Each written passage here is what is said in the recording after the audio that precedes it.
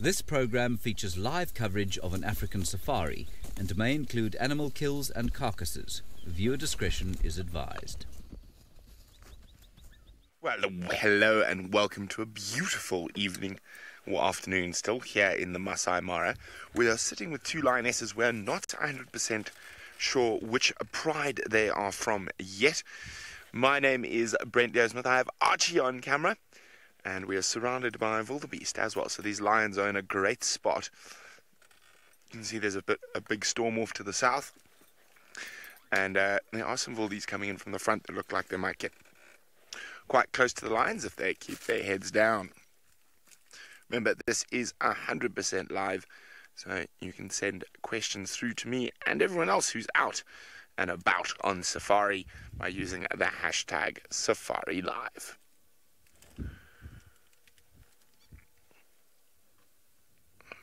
Now, there was reports of sausage tree pride yesterday in this area, so I haven't managed to get a good look at any of the females to see if there are any distinguishing features, as at the moment I've got a bottom and the back of a head. Oh, there might be wildebeest behind us as well. No, not. Just having a look. It's quite difficult to see whether this is a sausage or not just yet.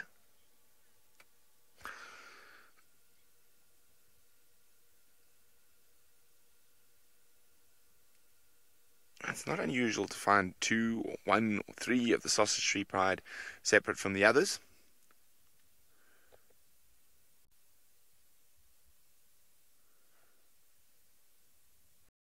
But we're in a good spot here.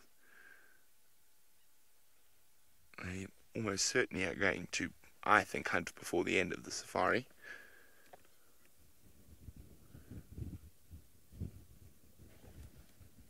You can see there's some big cloud build-up, as per usual in the Mara at this time of the year.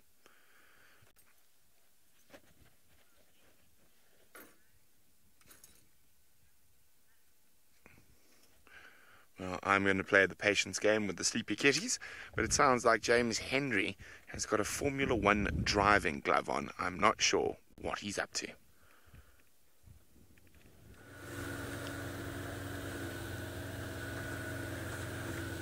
Good afternoon, everybody. I'm not really sure either, but to say that there was a glove. There it is. I think it's a welding glove. My name is James Henry, and Senzo is on camera today. There he is. It's a white-hot day here in the Sabi Sands, part of the Greater Kruger National Park, of course. You might ask yourself why I'm driving at the speed. Well, we've been told that Thandi, our how old is she now? 12-year-old queen, I nearly gave her 4 years that she doesn't have. 12-year-old queen has killed something around here, and she's sitting around here, possibly with the kill in the shade or in a tree. So we're going to have a hard search around this area and see what we can find. It would be great to see her. Please talk to us using the hashtag SafariLive on Twitter, or of course the YouTube chat stream. And of course it is very nice to have you all on board with us, and I shall endeavour to do better than I did yesterday, driving around a very similar area looking for the very same cat. It is beastly hot out here. It is 36 degrees Celsius, which is 4 million Fahrenheit, plus minus. And, well, we do mention the weather quite a lot over here, and I don't think that's going to stop anytime soon. Now, our first mammal of the day, indicating the absence of a leopard in this immediate vicinity, is an aquabuck. Good afternoon, aquabuck. How are you? Could you desist with your running away? Thank you so much. There we are. Well, I actually did find out what the glove was for. But Senzo tells me he was using it to make a cardboard shelf. Senzo, can you explain to me why we needed the glove for a cardboard shelf? No, we're trying to use it for your brush. Yes, but why did you need the glove to create the cardboard shelf? What did you think you were going to do to yourself? Because we're going to cut the gloves into 2 pieces. Are you going to cut the glove into pieces? Yeah, and then knit it on the side. And knit it on the side and put it over there. All right. Okay, I see. I think I understand. Sort of. Anyway, that's what the glove was for. Conrad would be very upset if he thought his glove was going to be cut in half and used as a shelving device. Anyway, let's go down to the water, and then I'm going to come tootling back up this road and see if we can't find something. There was apparently a drag mark. Whether it was here or the other side or not, I'm not sure. This is where Steph and Herbert spent the whole morning as well. So, although I didn't have a great deal of success yesterday, they didn't have too much more. There are a whole lot of impala down there. And them impalas look very relaxed. They are not shouting and screaming with terror at the sight of a leopard.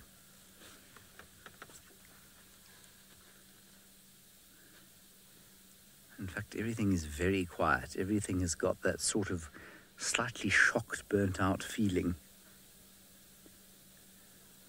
I think this is the hottest we've had since the termination of winter, about 2 days ago.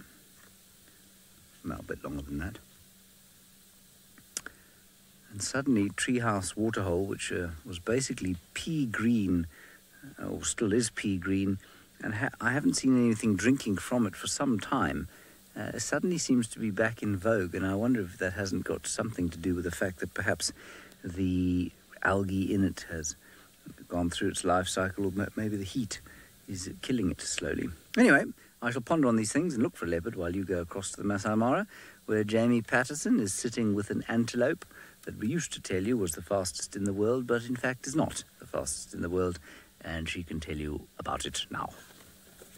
I'm looking for Topi, believe it or not. A very good afternoon to all of you, and welcome to the Sunset Safari. We're back in the Masai Mara, live from one of the most beautiful, but occasionally one of the most rainy places on earth. My name is Jamie, and this afternoon Manu is on camera with me, and we're continuing from our efforts on the Sunrise Safari because the Topi have started to give birth. So this morning on the Sunrise Safari, we saw tiny, tiny little baby Topis trotting about everywhere. And while we've clearly missed the first few births, I do not plan on missing the opportunity to witness one. What is that Topi doing at the... No, it's just standing.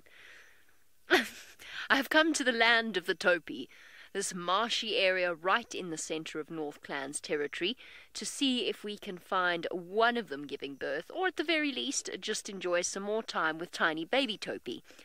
However, we have to get lucky, we have to spot the right Topi, and of course it has to be the right time for her as well. And in that case, well, won't be her, because that's a him. You can send through your questions on hashtag SafariLive on Twitter, remember, or in the comments section on YouTube. Let us go and find a birthing Topi. So all of the babies were around this area this morning, and I couldn't get close enough to them, to the other females, because it was so wet on these roads. Now it looks as though the storms are going to roll back in for a change, you know, not unexpected. So I'm taking advantage of the slightly more dried out roads while we can, because there's a good chance that we won't be able to come back here a little bit later in the afternoon. I also, of course, have to take Manu to Waffles' den, which Manu says yeah, because of course Manu went on leave just before the end of the Gauntlet series, or no, at the end? One episode before the end, and he was with me for the duration of our North Clan following and became equally obsessed with the saga of North Clan. So now that he's back on my vehicle, we've already been to Waffles' den, I confess, she wasn't there. So we've come to look for Topi instead. Okay, there's some Topi around here. I'm hoping I can get onto this road. There's a road that runs this way towards the baby Topi.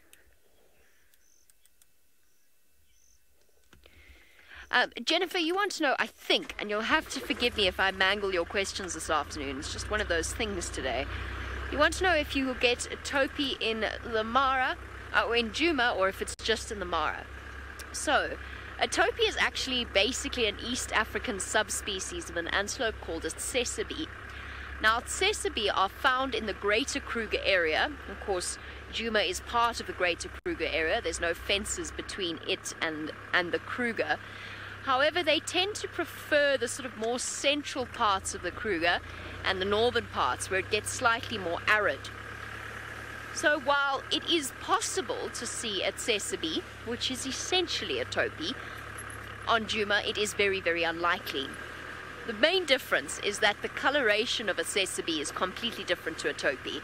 They don't have those stylish black markings down their legs that the topi here in East Africa have. But very similar in terms of build.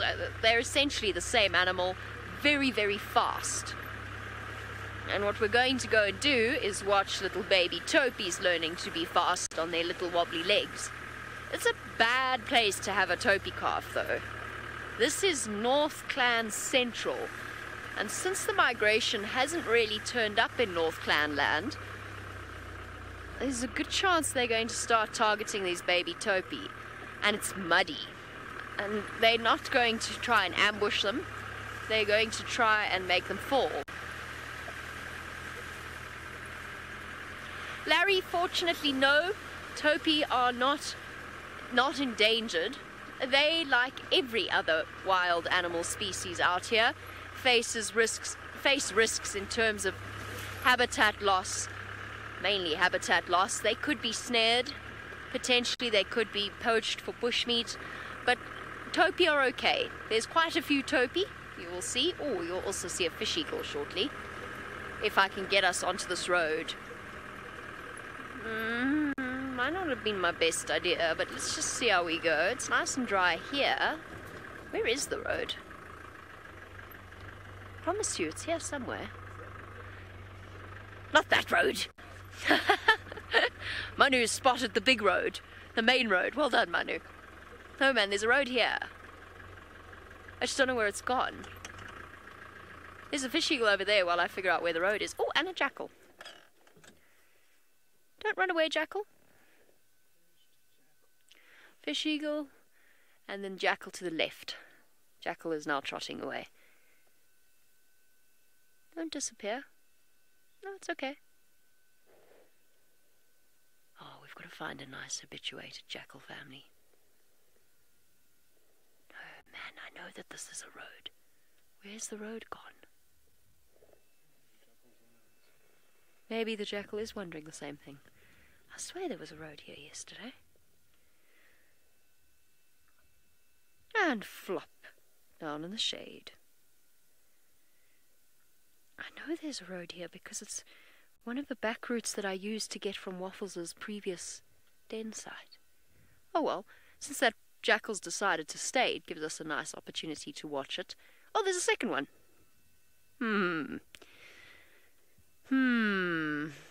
This is now the third time I've seen this jackal pair hanging out exactly in this spot. I wonder, could it be not just the topi that are having the babies? That would be very nice indeed.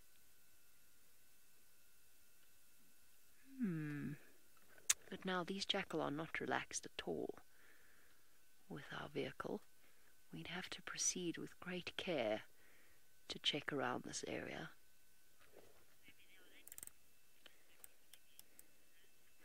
Yes, Conrad raises a very good point. They could also be there because of the topi babies. Conrad in final control. He raises a valid point. That could be exactly why I've seen them around here repeatedly. Except that I haven't seen any topi babies. Oh, what are you looking at? I think maybe my sheer desperation for a jackal den might be clouding my judgment in this.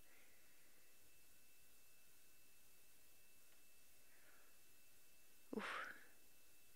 Hot in the Mara, I say with a smile on my face. It's about 10 degrees cooler here. Flying high, jackals are sort of a part of the fox family. They're not part of the fox family, but they are very closely related to them. So they don't fall under the same genus. Obviously, a fox, the vulpes, I'm not quite sure exactly how you pronounce it, but the vulpes is the Latin name for them. Whereas jackals actually belong to the true Canis family. So in other words, true dogs. The golden jackal has recently been reclassified as more closely related to wolves than the other species, but they are true dogs. So totally different to African wild dogs, looking more around the actual dog family. An interesting one. They are essentially, however, African foxes. They fulfill a very similar ecological niche. Little, small, dog-like animals eat a lot of insects, but will also hunt and catch rodents. And even small antelope, hence the comment about the baby topi. They can be quite formidable hunters, even though they are very small. Very similar size to a fox. Also quite a vocal creature as well. The foxes, when I lived in the UK, the foxes used to scare me half to death when I was walking back late from the library at night in the dark through the gardens. Oh, those things can scream. Jackal do not have nearly as much of a creepy call as foxes do.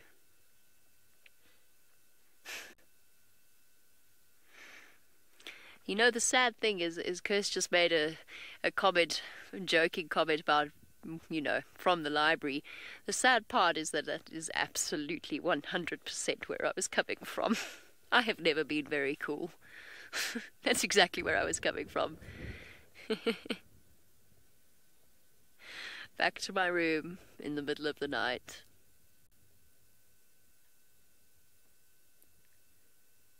Oh, it would be so nice to have a jackal then. These jackal are hot. As I said, I'm saying it's hot in the Mara. It's obviously got nothing on Djuma this afternoon. Something that I'm going to have to get used to when I return back to Djuma. Be interesting to see how my body has adapted to a colder climate. Or a more temperate climate. Wouldn't be fair to call it colder, because it gets a lot colder in Djuma as well. But on average, the temperatures are cooler here. That's why the animals, like the hyenas and the jackals to an extent, are so much fluffier.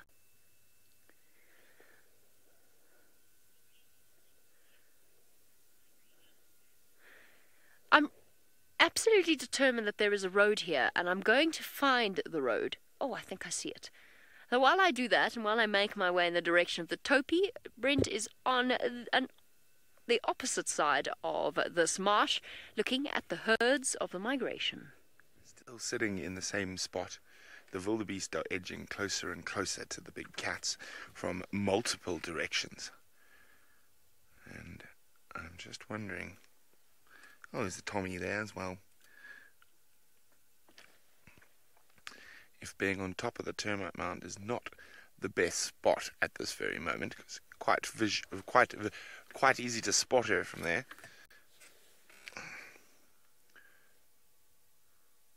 And we're still just looking at bums. So difficult to say which lionesses these are. It could be a Wino, it could be sausage, it could be Olololo. They've all been seen in this area in the last little while.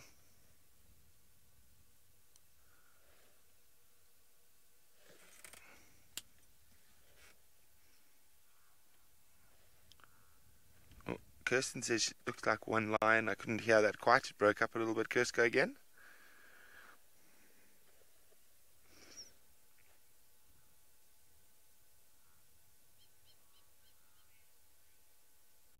Oh, the lion moved, so I'm not sure. So you can see they're a little bit more alert now. There are some young wildebeest calves amongst the closest lot. Those are a bit easier to catch. And it's quite strange because the wildebeest spotted them earlier and snorted, and they seem to have forgotten that the lions are right there. There's an ellie behind there, some elephants behind as well. Lots of game around us.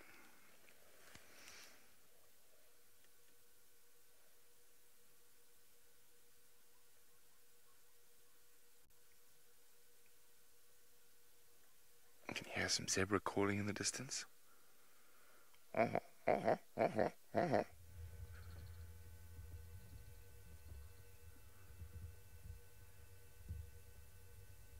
the wind's died down a bit, so we're starting to get a few more of the wildebeest sounds.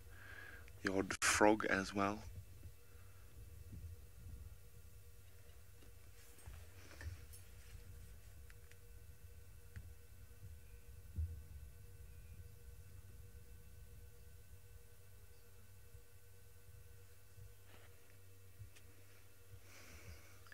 Trying to look, I can't see well enough to which lines these are. Maybe you guys can help me, see if you can figure out which pride this is from.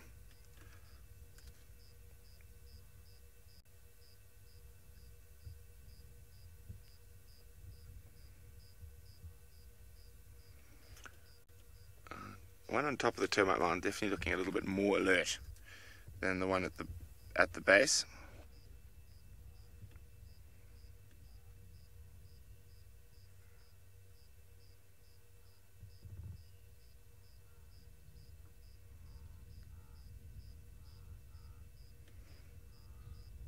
Wind is coming from the wildebeest to them, so in their favor.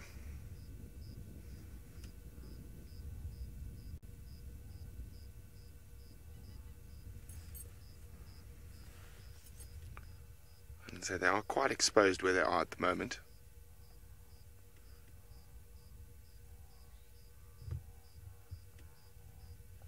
Let's just see what happens. Closest wildebeest probably 80 meters. Aha! Well, we're going to keep playing the patience game here, but it sounds like Jamie has found what she was looking for.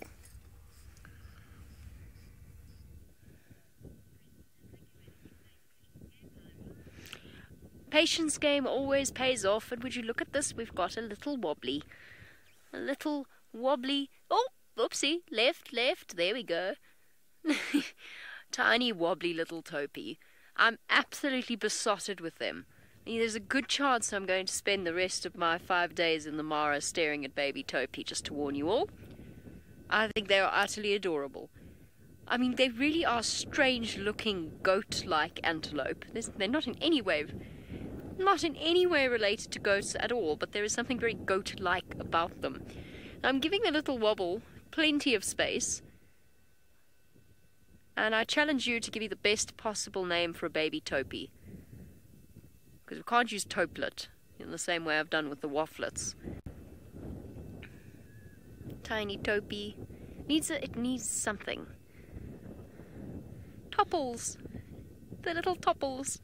I love it. Well done, Kirsty. #SafariLive if you think you can challenge Kirsty at her own game. You probably won't win. She is quicker on the draw than anyone else I know in the world. Oh, we're having breakfast. Or I suppose this would be an evening snack. Tea time, if you were in the UK. Oh, come on then. If that doesn't warm your heart, then I'm at a loss. That doesn't bring you some iota of joy, then you are beyond the help of SafariLive. Oh, cute. You can see its head bobbing up and down. Those of you who have... Mark suggested Toby, the little Tobies. I like that. Oh, Mum, that was quite violent. She wrenched herself away from her suckling little one, her little Toby. Oh, big stretch. Get those legs all warmed up. Of course, this Toby would, at this point, I would say, now that we saw the new ones this morning, probably be about, 12 hours old? What time is it in the afternoon? Must be about 5, yeah. Maybe about 12 hours old. So already those little legs are... Oh, there goes the sun. Goodbye, sun. Those little legs are working furiously at making sure that it survives the dangers out here, and that's crucial. Okay, let's go forward a little bit. I'm sure it'll let us get a bit closer. It's crucial because night is about to fall, and of course, as I said, this is...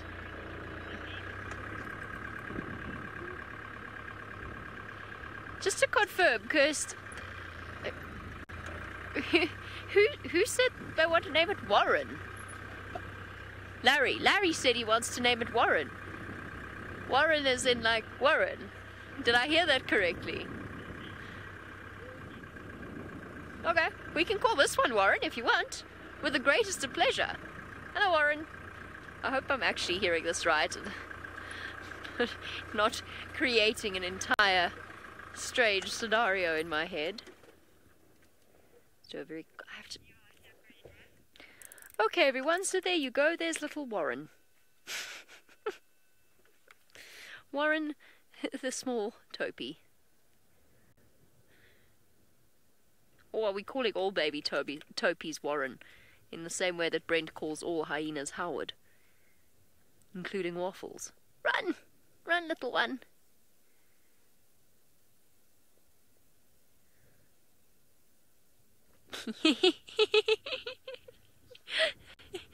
What you doing, Warren? Having a hop, skip and a jump. It's my favourite thing about newborn babies, or of the antelope persuasion, of the sort of precocial baby mammals. They go through these silly 5 minutes where it serves a purpose because it strengthens their legs, but they just all of a sudden start hopping and jumping all over the place. Baby rhino do it too. They dance all over the show and then fall asleep. And then they get up and they run around and they hop about for 5 minutes and then they go to sleep. I love it. So what Mom's doing there is helping her little one to get the idea of the whole digestive process and actually ultimately the end part of the digestive process. So those of you that have perhaps raised puppies and kittens, if you've ever worked perhaps with very tiny baby animals or orphan baby animals, that's something that needs to be done manually. So with puppies and kittens at a certain age, you've got to essentially do what Mom would do with a warm cloth to help to stimulate the whole movement of the bowel, essentially. So that's what Mom's doing there. Also, of course, making sure that everything's nice and clean. Oh, Warren, you're adorable.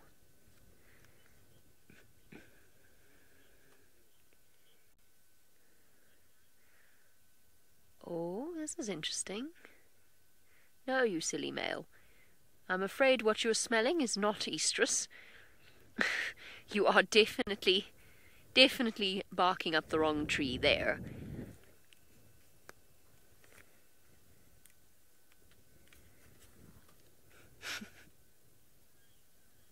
Flying high, yes, I think that baby Topi probably have at least the beginnings of a hard ridge where their teeth will come up. But you know, I have absolutely no idea. I do not know if baby Topi are born with teeth. Another one. Oh, lay down. Warren, lay down. I had my eye on the male. I wasn't watching what Warren was up to. There's Mum. You can see her enlarged mammary glands. I have no idea if baby Topi have teeth. I know that when I briefly played a role in raising a baby buffalo, to cut a very long story short, when she suckled from your finger, she did have teeth already at a very young age, but she used to cover them with her teeth. And she had a big gap in her top teeth. I don't know. Please feel free to tell me if I'm wrong or right. I suspect they do, but I honestly am not sure.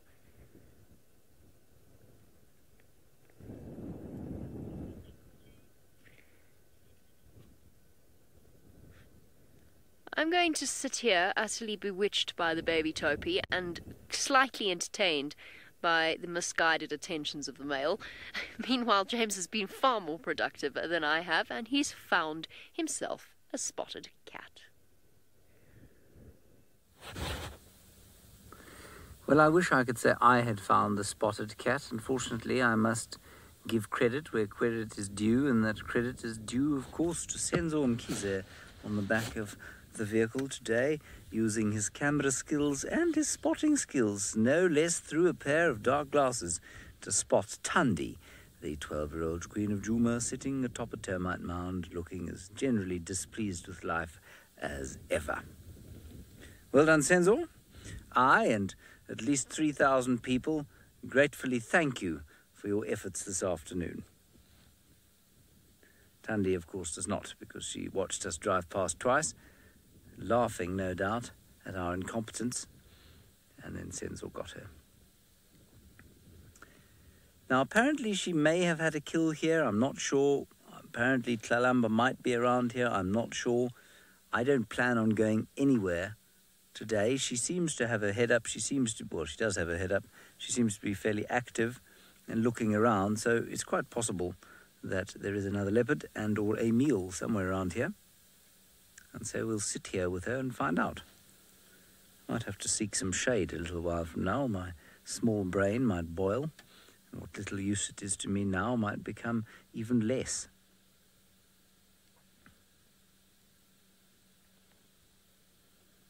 She's found herself a perfect little spot. Some bare termite mound, which will be nice and cool. And of course she's got shade from a leafless false marula tree. Just take yourself, we were probably about 3 times the distance we are from this termite mound now. And that was basically the view that Senzo had.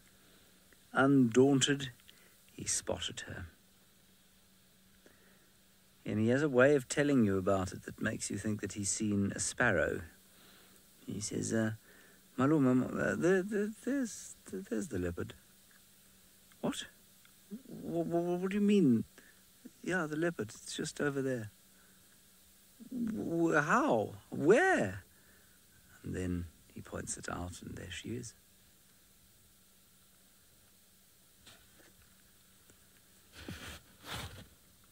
She doesn't look very full. No, I say that. She does look like she's eaten something.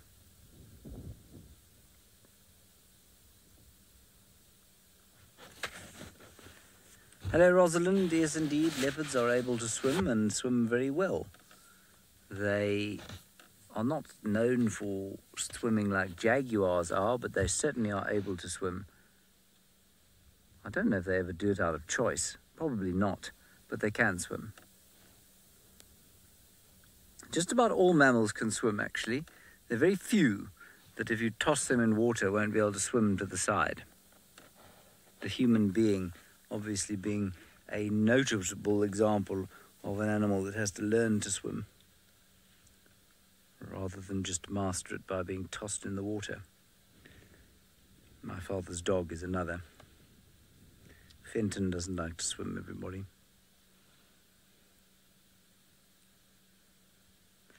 So something caught her attention out in front there. I wonder if it isn't where Tlalamba is resting, possibly with the carcass, and something keeps catching her attention behind her. And so we'll wait and see what that is. The air is almost stiflingly still right now. There's almost no breeze, which is a good thing. And it's a good thing because today, with the temperature like it is, and the lack of moisture in the air and on the ground, it is a really dangerous time for bushfires. And so it would not be surprising to see smoke on the horizon or smell it. So we've got to be very careful this time of the year when the temperatures get like they are now. But with a lack of wind, there is a little bit of wind coming through now, but with a lack of wind, that would be easily contained. A day like this with a lot of wind, very difficult to stop a fire.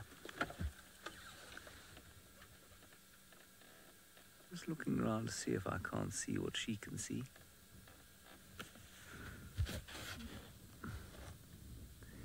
Alrighty, while we see if we can find maybe Tlalamba or an impala kill, we're going to go back to Jamie, who's got a bird that normally fishes and is now digging for some reason. Well done, James. Bravo, especially in the heat that they are experiencing. It has now gone from hot to cold in the Mara in the space of 5 minutes. The fish eagle is not too concerned. He's just landed on the edge of one of the, we would term them drainage lines in South Africa. Really, they're properly termed luggers here in Kenya. And essentially, it's a creek, to describe it for our newer viewers. He's landed on the edge, or she has landed on the edge of a creek that has been filled up with the rain that has come through recently. Now, this particular creek, oh, nice, Manu. Pity about that tree. You could have done something about that, surely. Obviously. or perhaps not. Wait, we'll follow it now because the little baby Topi is now fast asleep. I wish you could have seen what the male was doing. It was hilarious. The male Topi. He walked up to her. Oh, I hope there's no one behind me. I didn't even check. No. He walked up to her and started doing a full display with his high walk. And then he was slamming his head into the ground to show her just how big and strong he is. And naturally, she's not interested in mating right now. She gave birth roughly 12 hours ago. So he really has got his wires crossed there. It's obviously because of the pregnancy hormones, the fact that she smells interesting to him. He's just misinterpreted the smell. We'll go back to the baby Topies, never fear. But since this fish eagle is now looking like it might actually want to catch a fish, it is actively searching. Let's stick with it for a little bit. Oh, beautiful. Against the cloudy sky of the background.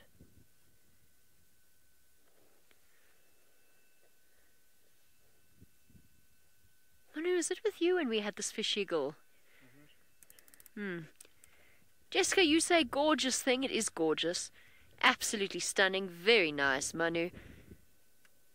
They are beautiful. Manu and myself were here not so long ago when it caught a monitor lizard. Okay, we're going this way. Let's go this way. Actually, probably a better idea because... Mila.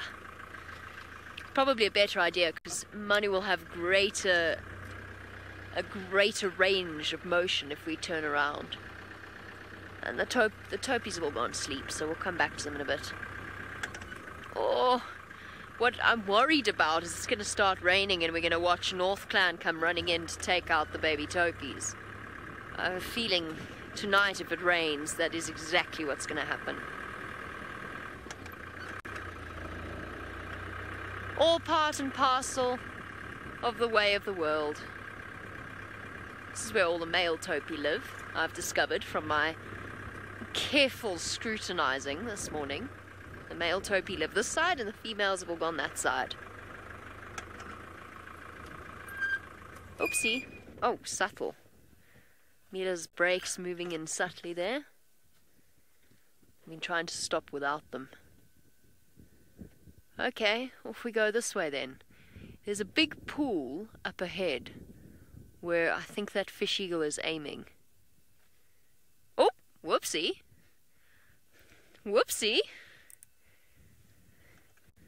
Misjudged that completely.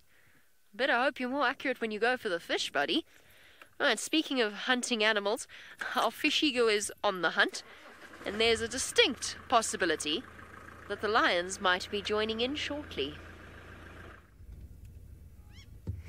Well, welcome back. We're still sitting with these lions, and they have not moved a muscle. And the wildebeest are getting closer and closer.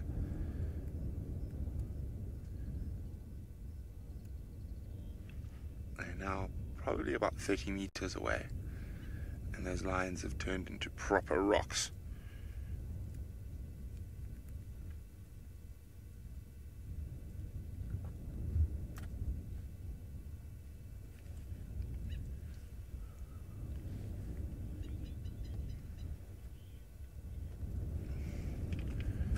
Scott is asking, does the lioness on the termite mound think she's well hidden? I think she knows if she keeps dead still, the wildebeest are not going to pick her up. You can see there's quite a lot of rocks around here, so if they don't move till the last moment, I think the wildebeest will think that they're a rock. Now, the one to the right there started sort of moving slightly, getting almost into a slightly better position. But I say those wildebeest have to be a lot closer before she's going to launch.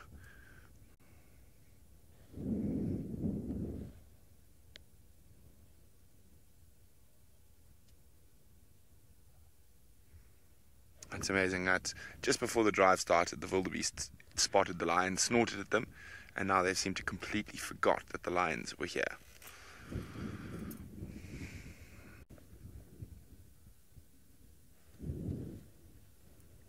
There's a relatively strong breeze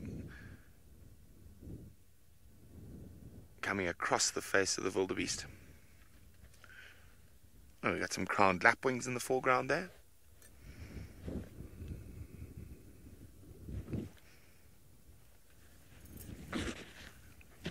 And we don't want to move the car or move at all at the moment, because those wildies are getting so close.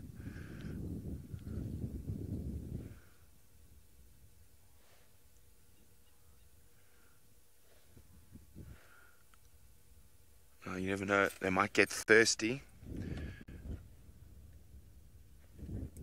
And there's some water right next to us, so they might come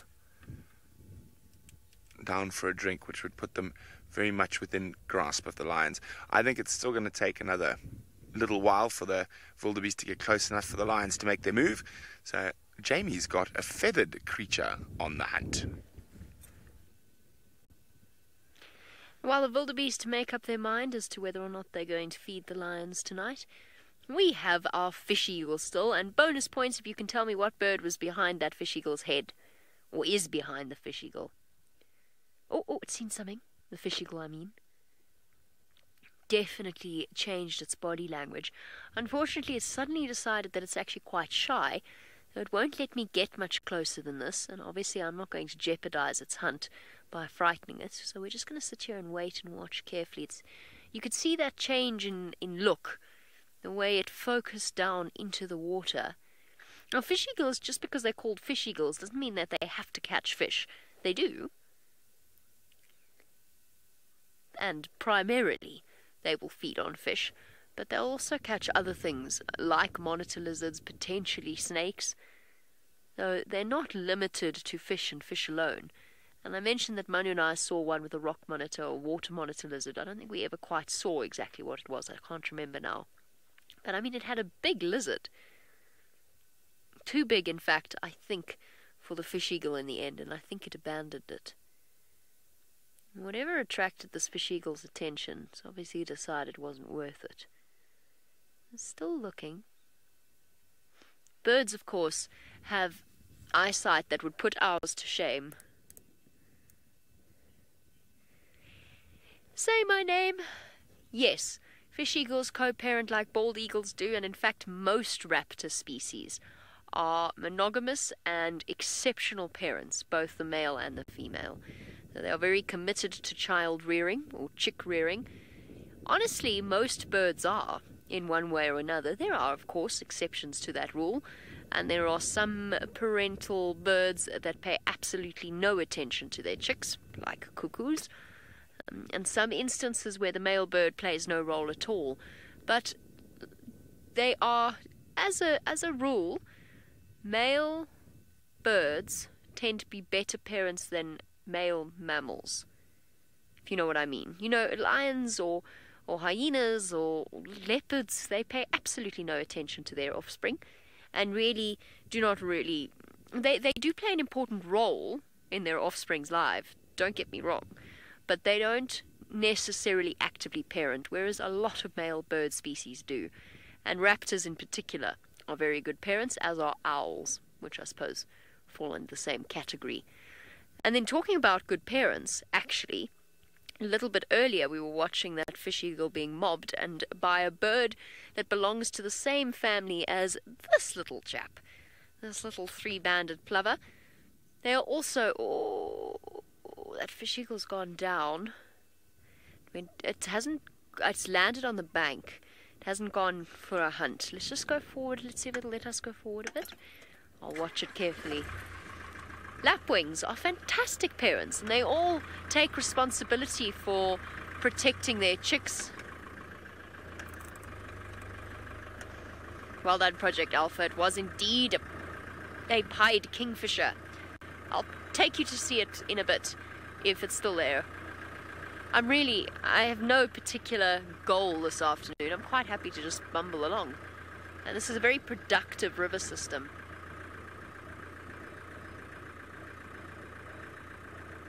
Just going very slowly, just in case we startle it.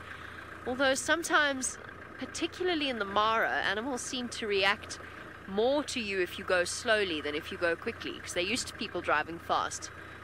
And then they get upset because they realize that you're paying attention to them. I shouldn't do it, but I'm stopping the car with the gears so we don't get squeaky brake. What have you got? Or what have you seen, should I say?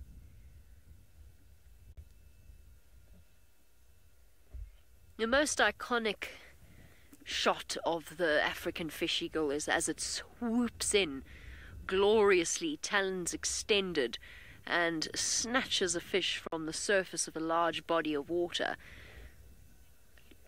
Okay, let's go over to Brent, I think.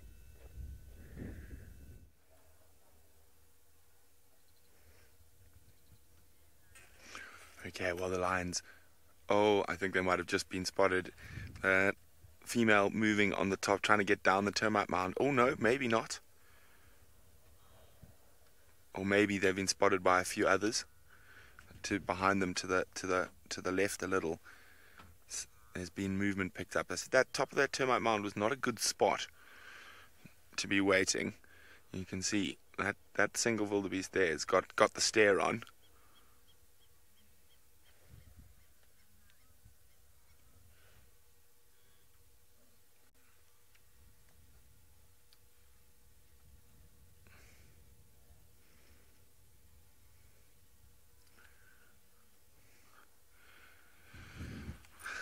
No, I think they've been spotted by the ones off to the left. But you never know what happens. They might notice an injury or wound in one of the lions.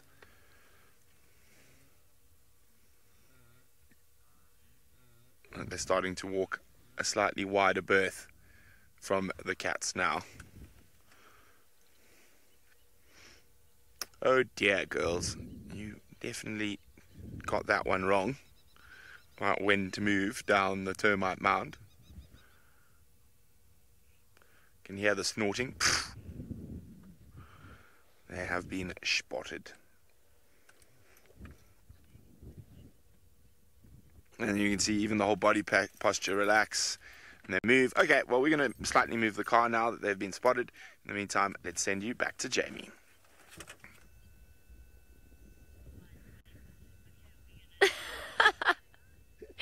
Guess what? We're also going to move the car. Sorry about that. No, it's Murphy's Law. It's one of those things with live wildlife. The fish eagle just dove into the water, head straight under, whole body, came out soaking wet, and then flew off behind a tree without anything. I don't know. I think obviously it missed something, but it's just one of those things where you can guarantee something's going to happen the minute. Okay, at least you saw it flying slightly. This is hilarious. I don't know if it just went for a quick swim. Doesn't seem very sensible. It's not warm anymore. I doubt it. I don't think it went for a quick swim. I think it went... Having to do this so carefully. Shush. There we go.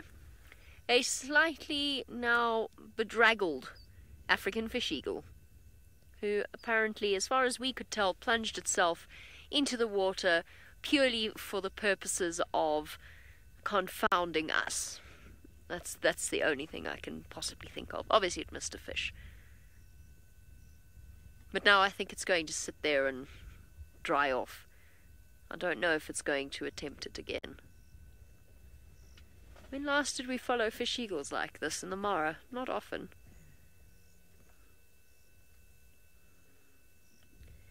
Immediately settling in for some grooming. That is something that birds will never, ever, ever neglect. Or preening would be a better way of saying that.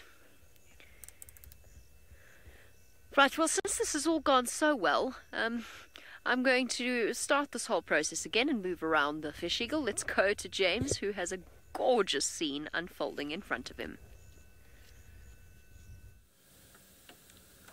She's just started to call, everybody. She went, oh, oh, oh.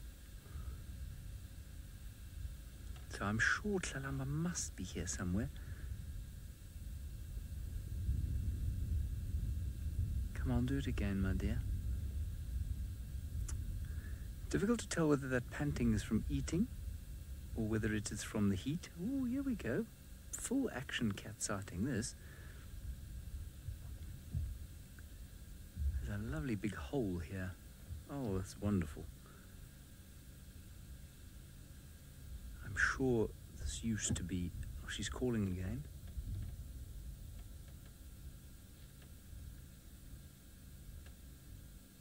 Pretty sure this used to be a termite mound that hyenas would have lived in.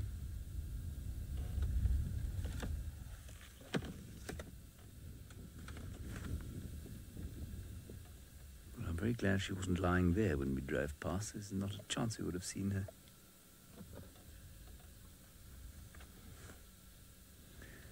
Now, this is typical of A, this cub, and B, cubs that are getting older in general. I think Tlalamba has shown a remarkable amount of independence from the word go.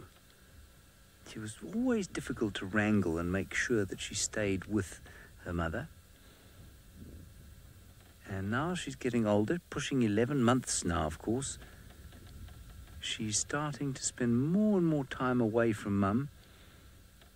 And we've often sat with Thandi while she's called and called and called and called.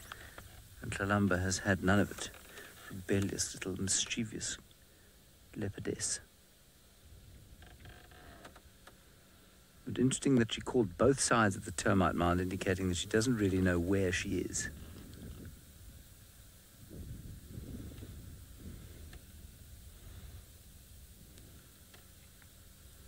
I don't think there's a great deal of worry on Thandi's side.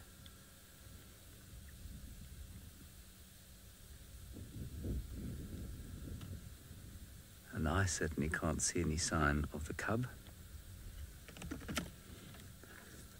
She's looking down there. Oh, she just picked her head up. Now she's calling again. I shall train my binoculars in that direction.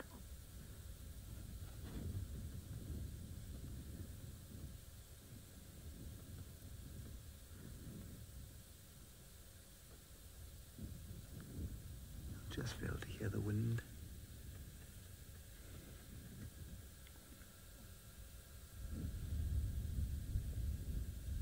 So quiet.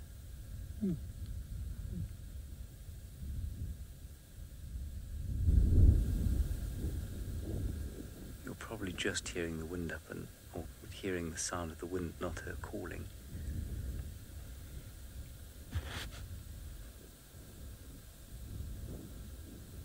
I'm sure she's seen her, you know. The way she perked her head up like that.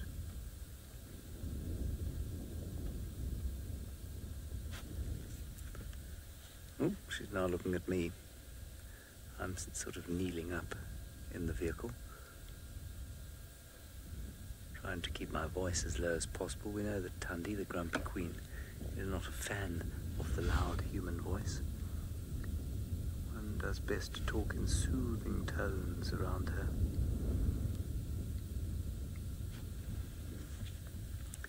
Thandi, I'm talking in soothing tones.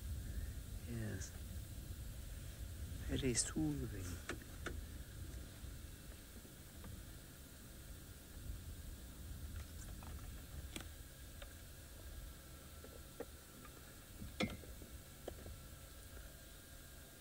Apparently a whole lot of you talking about a fight that happened on the dam cam last night. I'm afraid I have not checked Twitter today at all. I didn't hear anything about that. What? I feel a bit embarrassed now. What fight was that? And a lot of you worry that Tlalamba may have got caught up in it. No, I'm 99% sure that she didn't get caught up with it. I'm also 99% sure that Thandi was nowhere near there. Now I think she's going to have a vomit.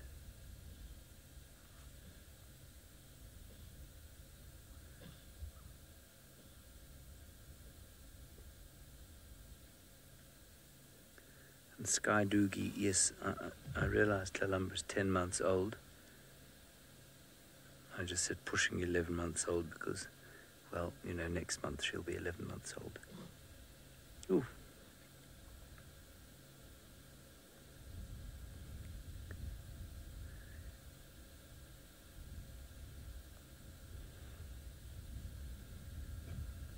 Has eaten something. Now she's making a slightly louder call with a bit of a growl.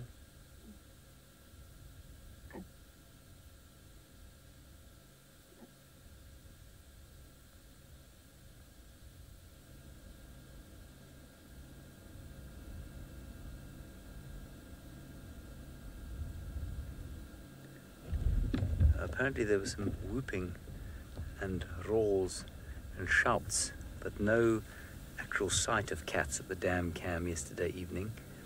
No, the leopards weren't anywhere near there. They were around here yesterday evening, as far as we're aware. Can't see why they would have gone up to that part of the reserve. Definitely looking for her daughter. We'll just give her a few seconds sitting up there before we think about going round to get a slightly better shot.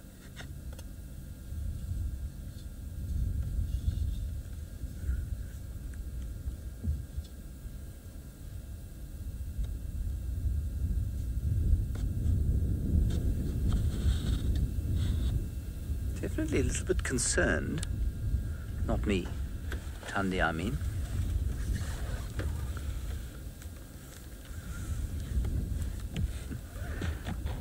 Gronick, yes, in theory, lions could hear her call and try and come and kill her, but I think it's highly unlikely that they'd do that.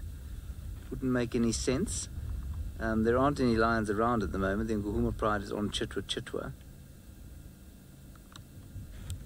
And so, although, yes, technically it would be possible for lions to hear it, because they have excellent ears, I think you'd find that they wouldn't even bother to come and investigate a sound like that in heat like this.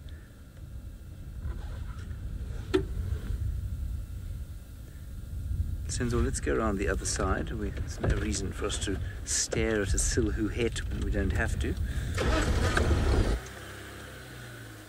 We'll just pop around 180 degrees, nice and clear around here, so we won't make too much noise.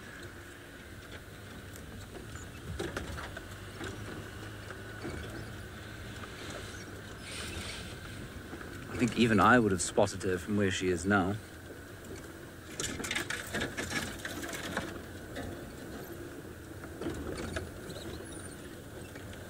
This place has been grazed flat by impala during the... What's that? My microphone. Oh dear. There's Kirsten talking. This place has been grazed flat by impalas over the course of the winter.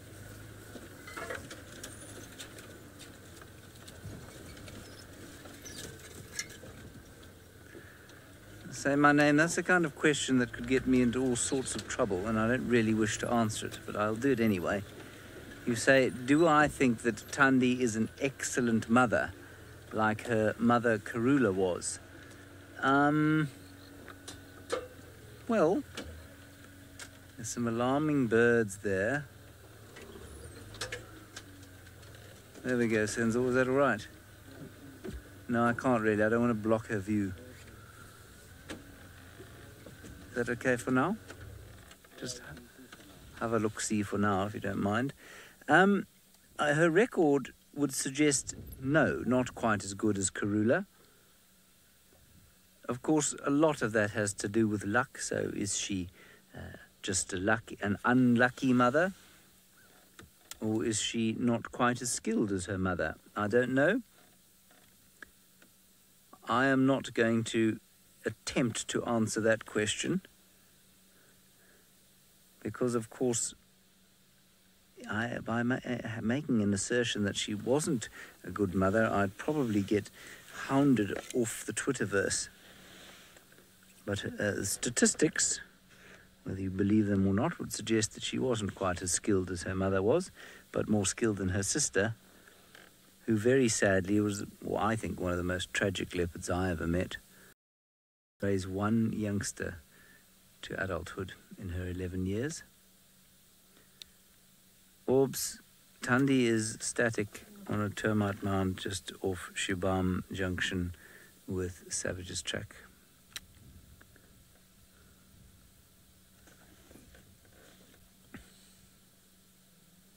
So I would be very interested to know if you would be able to tell me whether or not you think that she's a good mother or not, and whether she's as good as her mother was, or if perhaps she's just unlucky. All right, while we consider these things, let's go back across the Masai Mara, and I'll try and get hold of Aubrey and help him into the sighting. I'm not sure what Jami has got there, other than fish eaglies.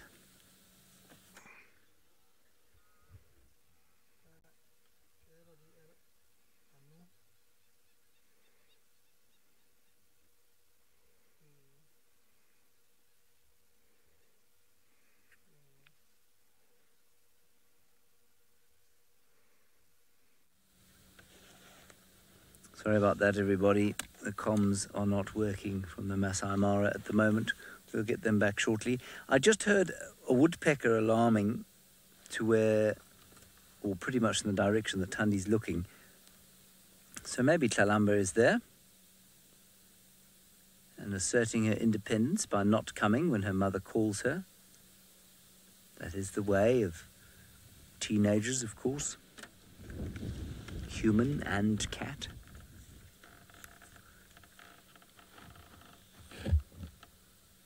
I know this isn't the most magical picture we've ever had of Thandi, but I don't want to go forward because that'll block her view.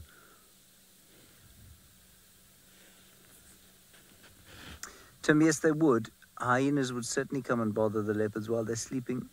Interestingly, though, I've seen Hosana sleeping very soundly around hyenas, obviously just opening his eyes every so often and looking at them.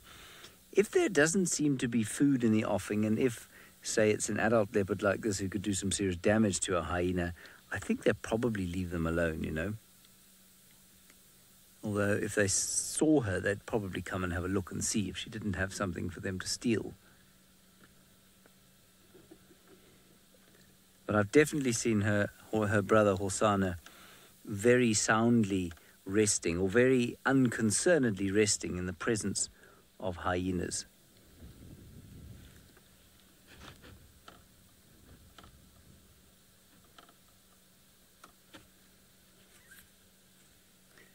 There's a fork-tailed drongo sitting above her that sounds like almost as if he's trying to mimic her call for the cub. I'm pretty sure that's not what he's doing.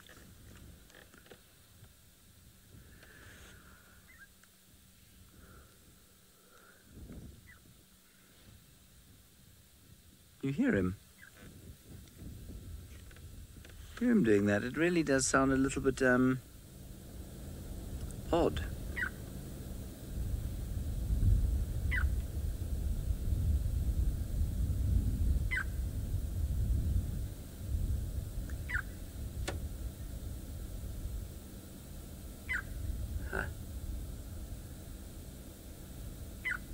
I'm sure that can't be what it's doing.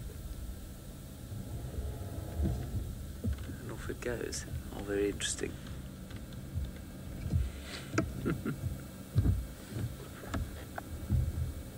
They're not very good mimics, are the drongos. They do try.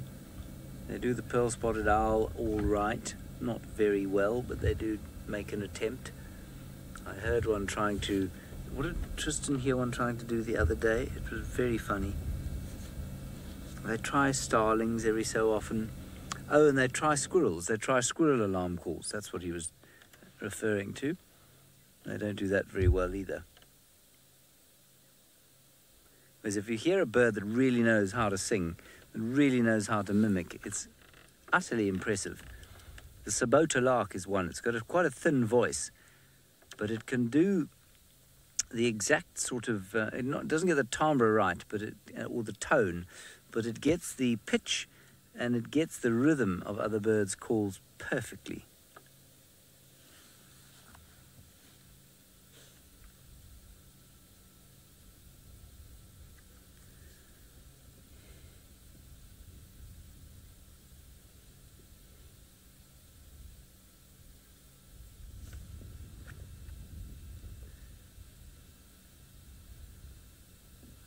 But otherwise, it's very silent, as you can see. Maybe we should do just a little loop around and see if we can't find Tlalamba. Yes, Teresa, leopards absolutely do get hairballs. And they get hairballs because they have to clean the hair off the carcasses that they eat. And I suppose from themselves when they clean themselves, or their daughters, as in Tandi's case. And then they vomit them up. And I think that's probably exactly what was going on there with that sort of retching motion that she was doing. I'm afraid we have lost the Mara for now. They do not have any comms.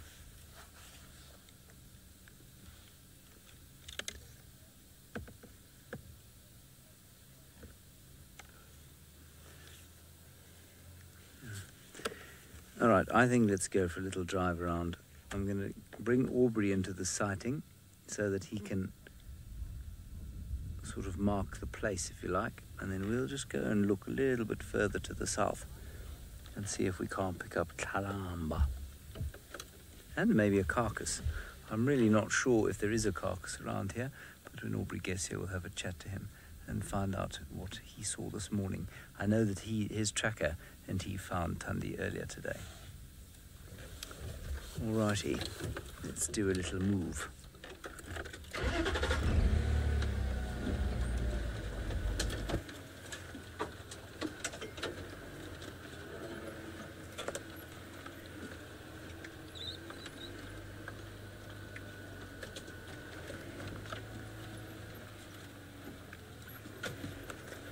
I'm just going to quickly talk to him and tell him that I'm going to have a look. He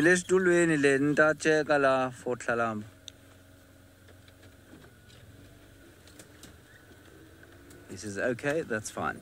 He has just seen Hosanna as well, typically at the Gallagher Pan, but he's doing even less than Tandi is at the moment. So I think let's see if we can find the princess. She was looking down towards a termite mound that we investigated a little bit earlier.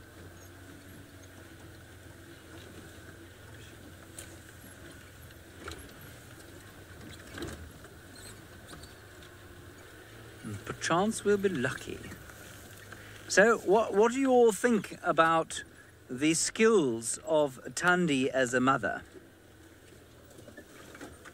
And while I ask you that question and you answer it, I'm going to answer Joe's question, who says, what do you feel? What do I feel when a leopard stares at me? Well, if it's Tandi, I feel a sort of chill run through my bones because she's a leopard who is grumpy. She's known to give vehicles the odd rev if you're not careful around her. In Hosanna's case, it doesn't feel like that at all. I think that's mainly psychological on my part, of course, because Hosanna is just as wild as she is, but he's much more good-natured. He seems to enjoy our company far more than Tandi does. I'll just do a little turn around this termite mound here.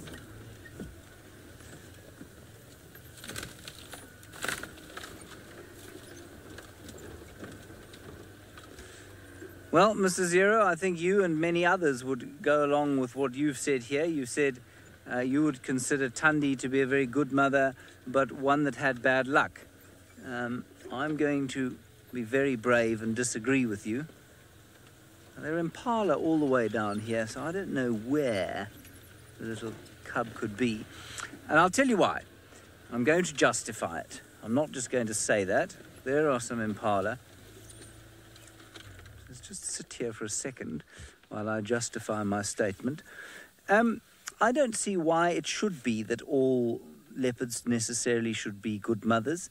I'm not sure why they should all be born with equal skills and be just as good as each other. And it seems to me that every time we see a cat with a cub, we immediately say that she's a good mother. I've never heard anybody in our audience accuse one of our characters of being a bad mother, and that's not a bad thing. I just simply don't believe that it's possible for every creature out here to be a good mother. Yes, there's absolutely a huge amount of bad luck. But Tandi, in her 10 years, almost 11, I think it was 11 years, didn't manage to raise one.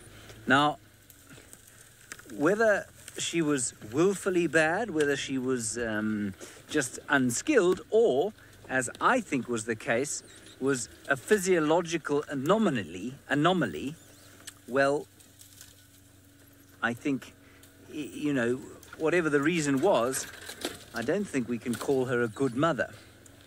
And what Thandi used to do, I think, was come into estrus very soon. Normally when her cubs were about 6 months old. And then she would fall pregnant and by default subject her cubs to a level of neglect that made it very difficult for them to survive. And, well, you know, you may or may not want to agree with me, but I don't feel like we can just say all the females that have cubs out here are good mothers. We did the same thing with Naratoy the cheetah, who lost her 5 cubs in the Masai Mara, and she lost 5 cubs. Can we say she's a good mother? Well, I don't think so just yet. Maybe she is. Maybe there is just bad luck, but let's let the jury make its decision. Okay, while I've no doubt caused a sort of storm of resentment to come flying my way through the Twitterverse, let's get back to Brent Leo Smith with a very, very fast antelope. This time it is the fastest in the world. Well, welcome back to the Mara.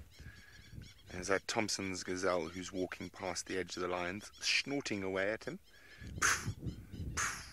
A very high-pitched, funny little snort that Tommies have.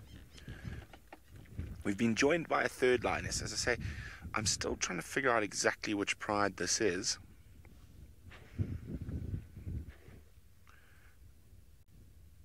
I'm not 100% sure. I don't think it's the sausages. One female looks too young. So it could be a portion of the Olololo pride. I don't think it's Owinos either, though. I am guessing at the moment.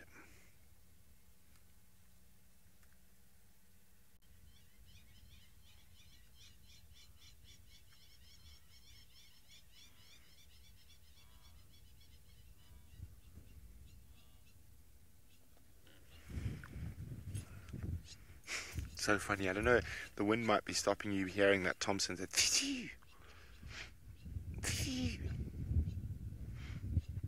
Here's a little Tommy keeping a close eye on the lions.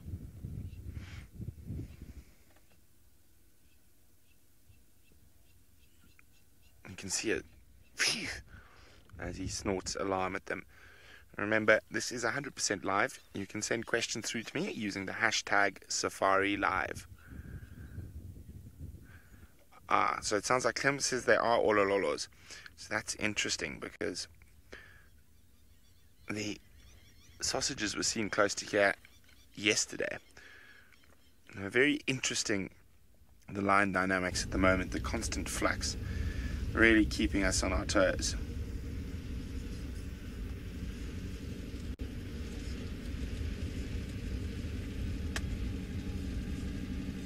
Oh, what's going on right now? Oh, it's just baby wildebeest playing. Okay. I thought there might be a hyena amongst them. See down there, arch amongst the trees there. A little bit to the left, I think. Keep going. There's those 2 trees there. No, just wildebeest playing, and Ellie's amongst the herds. Little wildebeest having fun. Now we're very close to the happy zebra hyena den as well.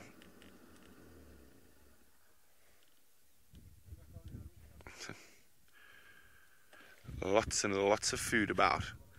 But the short grasses do make it a little bit more difficult. I think as we get a little bit closer to night time, these lions might have a little bit more success.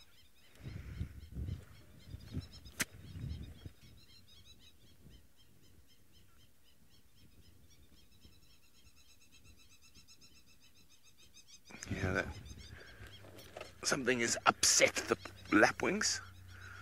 Well, as I say, I think we're in it to win it here. We're going to spend the rest of our evening here with these lions, which are probably Olololo pride. And while we do that, let's send you to Jamie to see what she's up to.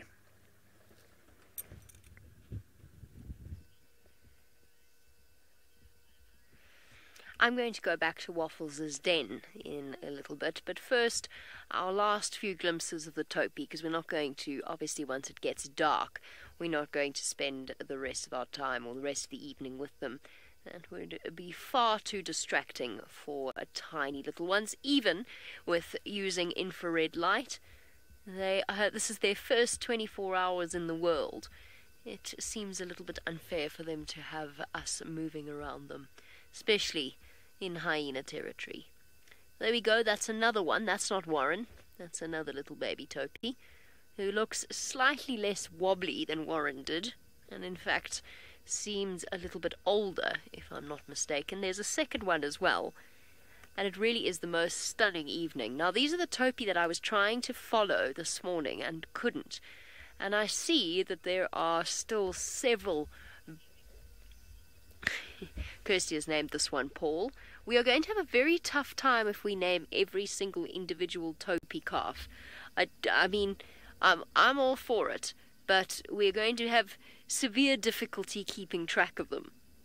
So these are the Topi I was looking for, and some of them are on the point of dropping their calves as well. So I've seen some really rotund females, the largest of which is actually in front of me. She's currently grazing off to the side, and we won't be able to see her. That is not her. There we go. That is her. You can really see how her belly has... Oh, did you see that? Mm-hmm. Cool. It kicked. It kicked hard. Shame, poor mum. She's going to have a football star. That did actually look really quite sore. I'm sure pregnant women around the world, or women who have been pregnant recently, winced in sympathy with that particular kick. I know it's a joyous thing. Oh, and she's a unicorn. Awesome. A pregnant unicorn.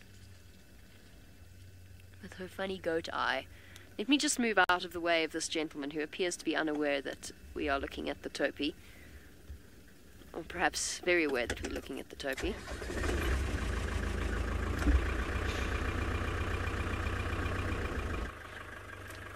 Fortunately, we are no longer as muddy as we were. So, what should we talk about while we wait? No, we'll carry on talking about her in a little bit. But what I'm going to do is every morning, I think...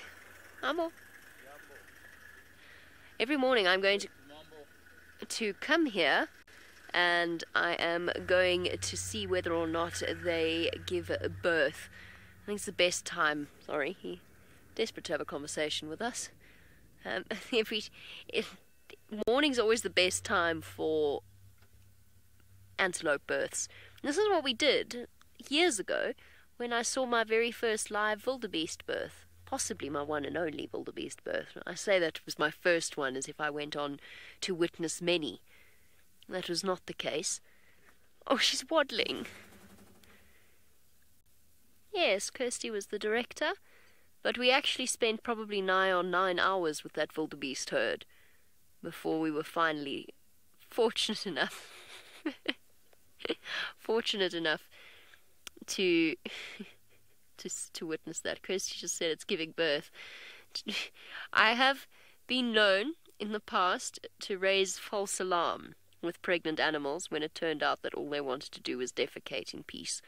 I have almost gone live on Facebook with a pregnant giraffe that turned out she was just a little bit constipated, as happens. So you know, there's that. She is enormous. That baby's going to come out tonight. I wish we could stick with her, but I don't think it would be terribly fair. They can have enough challenges today. Oh, she's bulging. We found our pregnant Topi, and you know what? We might even find her again, because she likes this area. They all do. This is their favorite spot, and she's very easily identifiable. So if we come out tomorrow and we look for the unicorn Topi, and whoever this chap is who keeps standing in front of our unicorn Topi, he seems to want to be included as well. He's feeling horribly left out. Sorry, boy. I think it's a boy. Looks like a boy. That could be a belly button, but I'm pretty sure it's a boy. Oh, might be a young female. Oh, no, I'm wrong. It is a female. I never realized how Topi waddle when they defecate and walk at the same time. That was kind of funny. Hey guys, how you doing? Good, good. Finally, I got you. Oh, good. We have been watching wildlife on Nat Geo from I don't know how many years. That's awesome. And That's you guys have fantastic. kept us busy, completely busy. Thank you very much. Thank you. You can actually watch us live every day, twice a day on YouTube. Is it? Yeah. Which is exactly what we're doing right now. Oh, this How are is you, James? fun. Yes, it is. And if I have to upload a video on Nat Geo, how do I do it? Give me 1 second.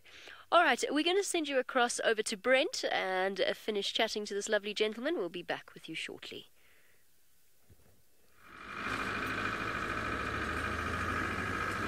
Well, the line's on the move, so I'm just trying to get up ahead of them now. It looks like they might head off into the long grass to hunt. I can't see if there's any wildebeest or zebra there.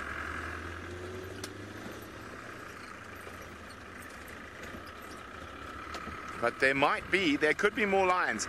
So I say we're quite close to Happy Zebra's hyena den as well.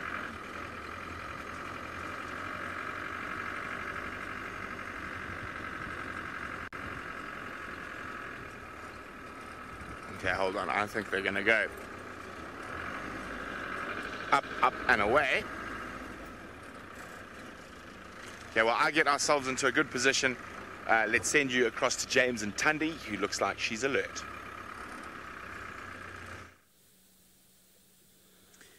Well, she's alert, but we still don't have any idea if she's seen her daughter. We had a good look-see around, didn't find anything, and in fact there was a herd of impala coming this way, and I wonder if that's not what she's looking towards. Could easily be the oblivious herd coming towards her from the other side of the road. Apparently, in my fearful attempt to have the debate, some might say a very brave attempt, some might say a very stupid attempt to have the debate about whether or good mothers and bad mothers, apparently I said I didn't think Tundi was a good mother. No, I think Tundi's a just fine mother. I said I didn't think she was maybe quite as good as Karula, because that's what the statistics say. It might be that she just hasn't had good luck. She's certainly been exceptional with Tamba and with little Tlalamba. I don't think Tlalamba's been very easy at all. I always got the impression that Tamba, who was her cub before this, she lost one cub from that litter. We're not sure how, but I always thought little Tamba, it looked like he was much more a mummy's boy to start with before he went independent, of his own accord. Whereas Tlalamba has never been a mummy's girl at all, always been very independent. She's calling again.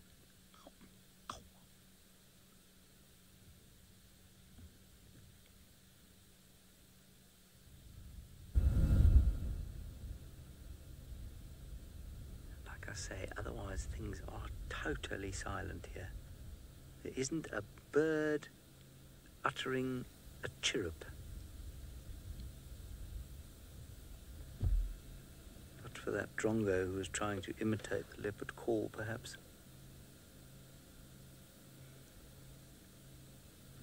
I'll tell you, do well to just sit on that very termite mound and say nothing for the next 10 minutes or so, because this herd of impala, like I say, wandering onto into the sort of ridge crest area, which I said to you looked like it had been grazed flat during the winter, and it's obviously a source of fairly good nutrition around here.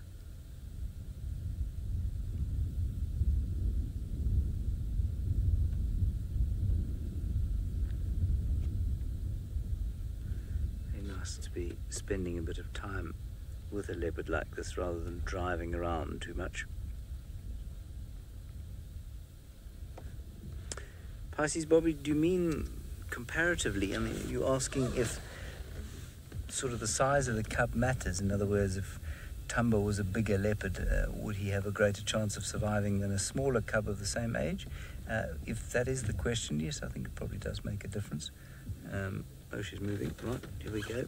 Thank you, Senzo. Size out here is never a bad thing. It is never a disadvantage to be big. Alrighty, let's just let her move a bit. She's going to intercept that impala herd.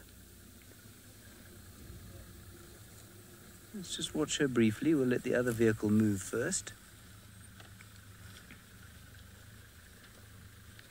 I don't think she's seen the impala yet. There's no ways they've seen her.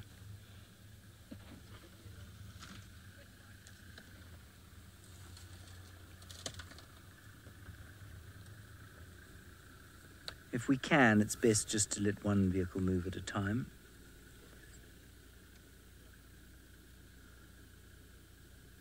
See where she goes. I shall be most amazed if there's actually just a kill right underneath that tree there. I don't think I looked. I think that's the one tree we didn't look underneath, actually.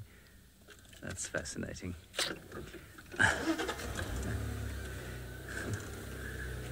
I wonder if there isn't a piece of meat stashed under there.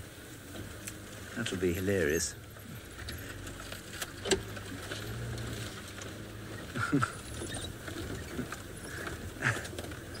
I'm going to feel a deep sense of shame. No, she's come out.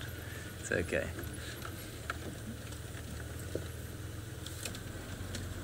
Still might be a kill there. All right, Brenti's lions seem to be on the hunt, so let's go back across to them, up in the Masai Mara, and I'll hopefully catch up with Kalamba very soon indeed.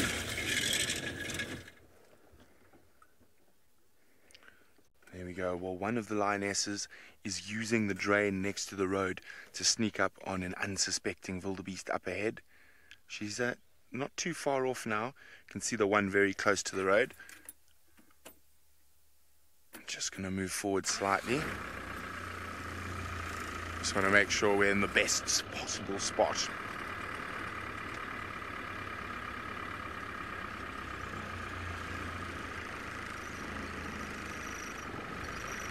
See, this is getting very, very exciting now. They all look relatively hungry. So I'm just going to keep quiet now, and we're going to have our friends on social media join us.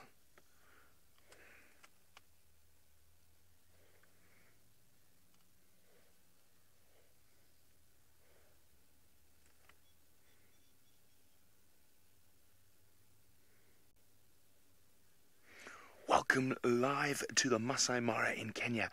We have a lioness stalking a wildebeest. She's getting quite close now. She's probably about 30 or 40 meters away from the closest wildebeest. There we go, you can see them. Oh, there's another lion that's popped up right next to us. But let's stick with her. She's getting very, very close. You can see how her body language is changing. She's going to start moving slower now.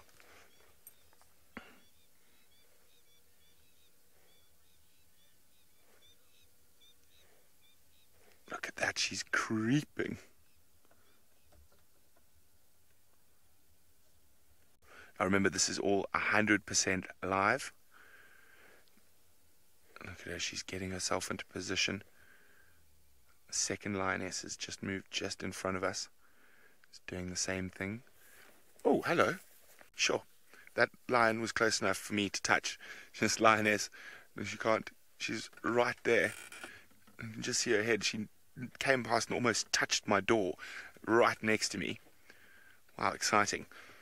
I do love lions. Hello, silly cat. We spend a lot of times with these prides, and they definitely seem to be more relaxed around our filming vehicles. They seem to be more relaxed around our filming vehicles because we can often spend 10, 12 hours a time on camera. Isn't this exciting? Now, they've just taken a little break. She's probably just waiting and watching. There's also some elephants there, and elephants don't like lions. They might chase her. There we go. Our friend who was sneaking right next to the car has decided to move on. But this second lioness that's walking out in the open is... Ooh, she might get spotted.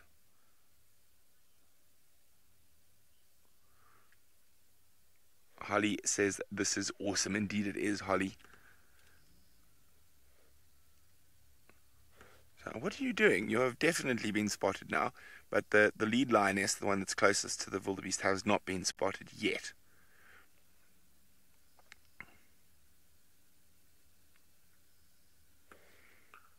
And the wildebeest seems to be moving away from her slightly. Almost like second nature. Instinct told them that there was danger nearby. Oh, she's going to go. I think she might have seen a wounded wildebeest, or she's testing for an injury. Sometimes during the migration, they will do that because there's just so much around that there might just be one who's got a little limp or is just not quite as fit or fast, or could be old, or she could just be playing. I've seen lions play when they do this as well, but they're playing, but she's just checking that there isn't one that's got an injury.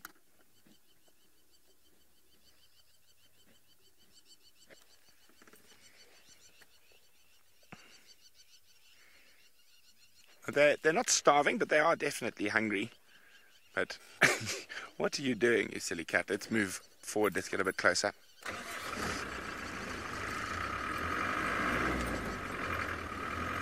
Now, I'm wondering if these lions are part of a much bigger pride, where the rest of the pride is.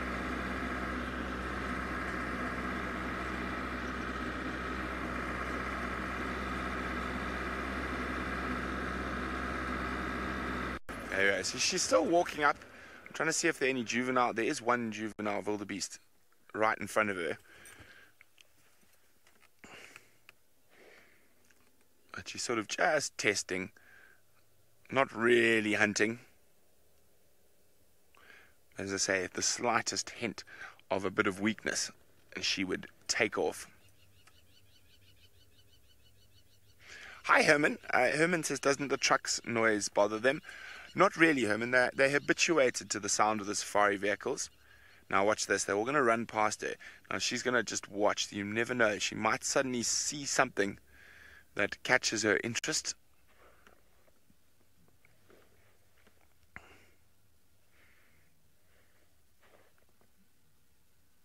Well, the other ones that are behind me, you might hear just now, are contact calling.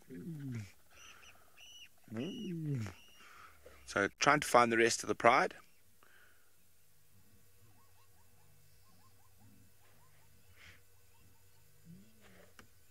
Can you hear that noise?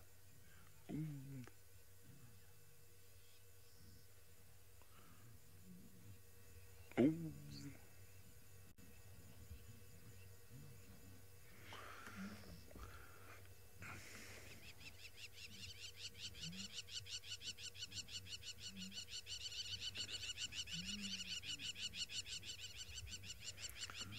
Jess is wondering, will the lead lion be aware of the other lions giving the hunt away? Jess, aware that they've been located, not that it was so much the other lion that gave it away. Oh, here we go. The next string of wildebeest is about to run past her. And when they run like this, this is when she'll be looking for the weakness. You can see she's focusing to the right. That's where they... Oh, it's stopped now.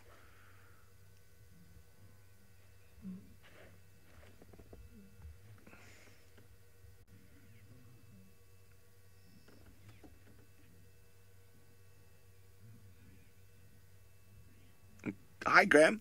There we go. See, she just pushed them a little bit, got them to run. And she's looking for any sign of weakness. Now, I'm trying to see that one. She's seen something, obviously, that's got piqued her interest. She's still going in.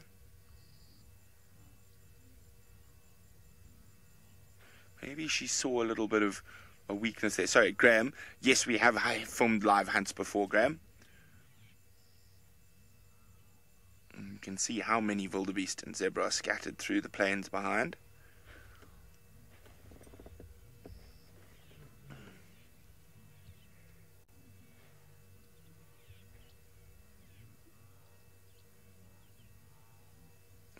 just searching. And one little mistake, a wildebeest trips or zebra falls into a hole.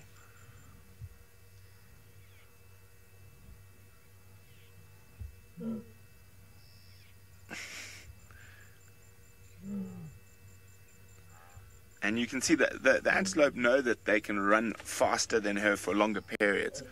So she's got to be quite close to really actually get a chance. And while she's busy chasing all the wildebeest and zebra behind us,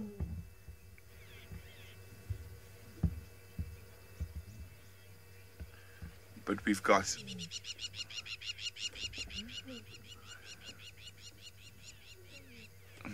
the lions next to us just calling softly. Oh, Omar is wondering, are the rest of the pride hiding in ambush?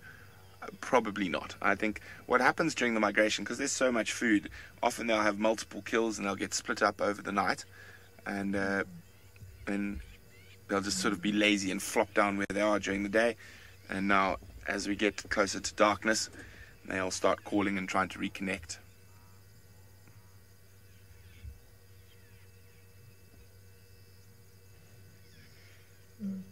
Ooh, come back. Where are you?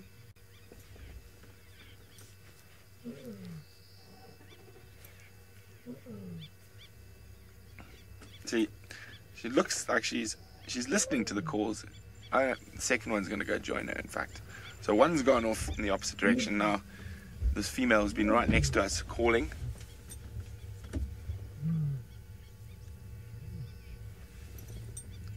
Is going to go join.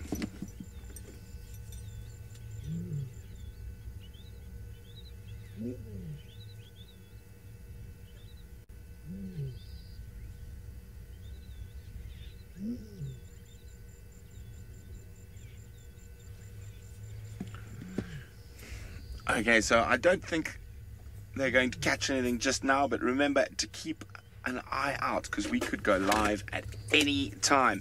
So I'm going to keep following these lines, and hopefully we will see you a little later when they decide to hunt again.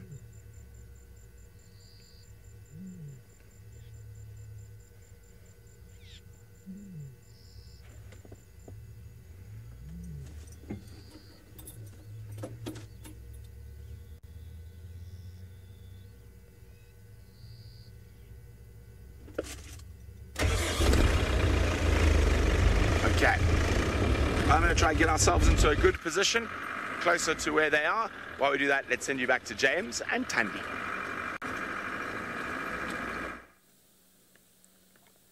Well, Tandy is still looking for Tlalamba, and we're reticent to go in after her because this is exactly where we went looking, and chances are that if this is where she was left, that she may have been just hiding from the vehicle when we went in there. Impala have been all over this area the whole afternoon. So I'm really a bit confused as to why she'd be here if Tlalamba wasn't here, but why Tlalamba would have been there, given that or how Tlalamba could have been there given the number of Impala that have been around here. Tlalamba could easily have been, gone off to have a drink of her own. There's no indication as to why she'd be here waiting. Been calling a little bit, but not much. Just kind of looking and smelling. Now we've got some movement coming back up this way. I'm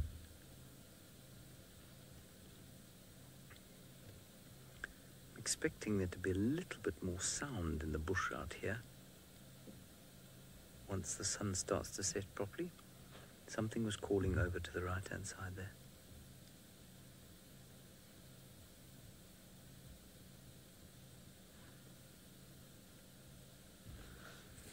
Let me just...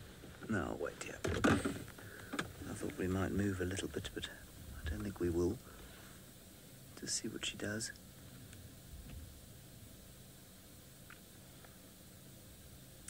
Right, now she's phlegm and grimacing. That's interesting. I suspect she can smell Tlalamba's urine.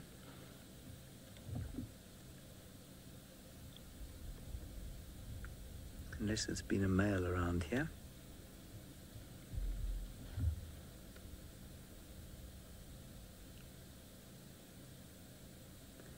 It's probably one of the, I'm not sure, well, one of the most oft talked about and possibly least understood physiological processes that happens in the bodies of animals that have the vomeronasal or Jacobson's organ.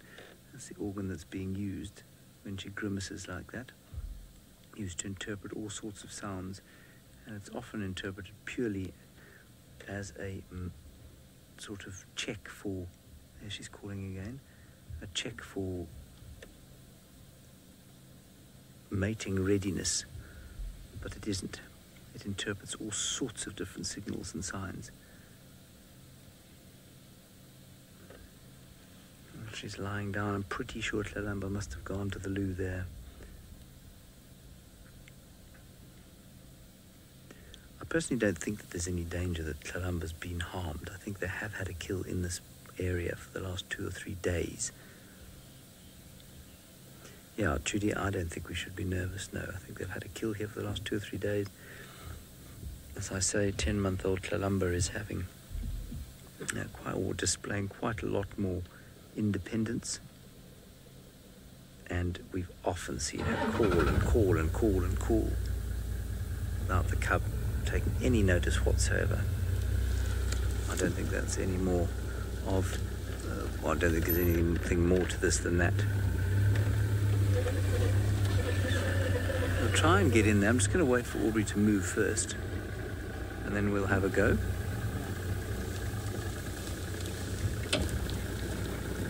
Now, I'm very pleased she wasn't lying there, because I'm not sure that we would have managed to spot her in that kind of grass driving past. Okay, let's pop in. So like I say, the impala were all over here, and they've wandered, I think, probably up onto the clearings there, and then maybe they'll go down and drink something.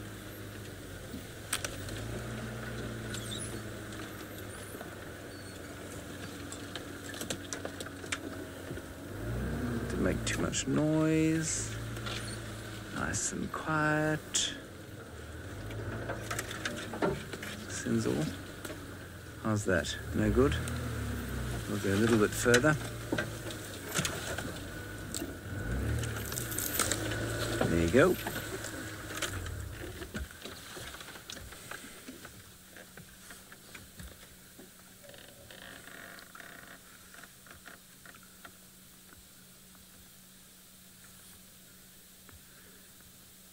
There's a little drainage ditch here that leads into Treehouse Dam. Maybe she just crossed over that.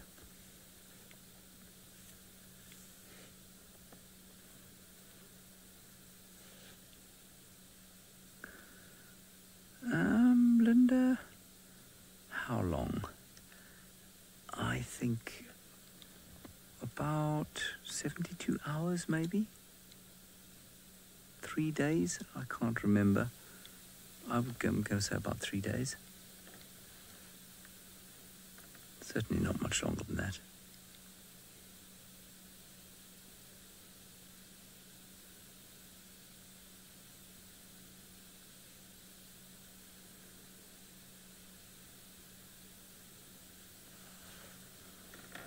Now, I said that I think they'd been on a kill for the last 2 or 3 days. She doesn't look very full, so I don't think whatever it was they were eating is not very big, or wasn't very big. And the reason I say that I think they've been on a kill here is that we've had tracks going around here for the last 2 days. All right, let's go back to the migration. The herds teeming across the plains with Brent Leo Smith and apparently a lion about to try and catch one of them.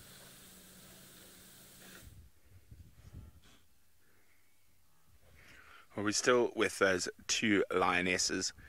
They've joined up and they are still heading towards the herds. You can hear all this snorting from the wildebeest.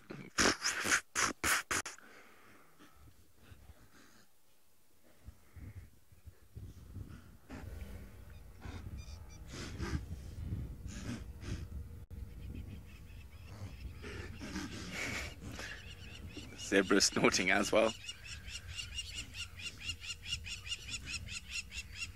Lapwings complaining.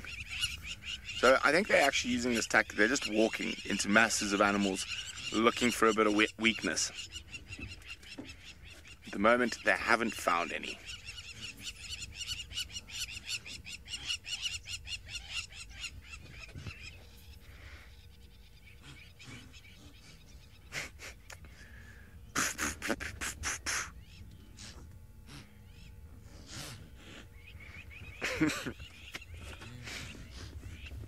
A chorus of snorts.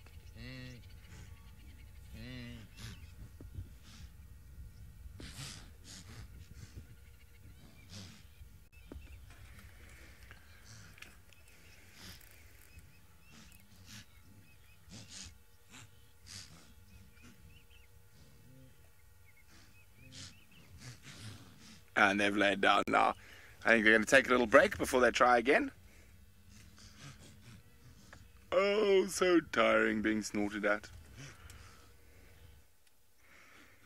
And the direction she's looking at the moment, there's some really big groups. And a little bit more cover. There's some little caper bushes.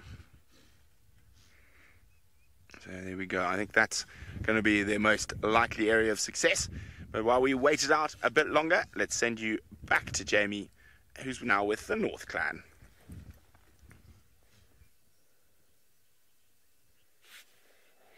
We're also going to be doing some waiting it out this evening because I have a very sneaky suspicion that Waffles has moved her cubs, and I'm hoping either to this, I guess I'd call it a den site, I don't really know yet if I would confirm that it's a den site, or that our little sloth bear will actually take us to her. So I noticed earlier on when Manu and myself came to the den site before the drive started that an elephant had been right over the top and had actually pulled out a whole load of cover around the entrances to the den, or the various entrances to the den. And I don't know whether or not Waffles might actually have had enough of elephants basically standing on her. I wonder if she hasn't moved. This looks like it might be a den site. It does to me. And the bit, a little bit to the right of Sloth Bear, to me looks like it's been freshly dug would be the wrong word, but freshly gardened. Let's put it that way, landscaped. So now we have to just guess where Waffles is. Is she here? Because she could easily be. You've all seen how she can disappear into an entrance hole and vanish completely.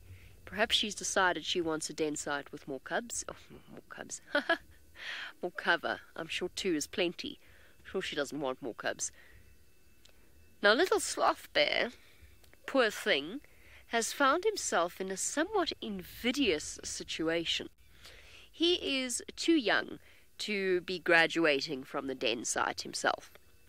But all of his buddies, Paisley, Lobster, Chow, even BFG and SEO, are at the point where they are essentially old enough to graduate. Even his best friend Tip, now that she's recovered from her limp, should be old enough to have graduated.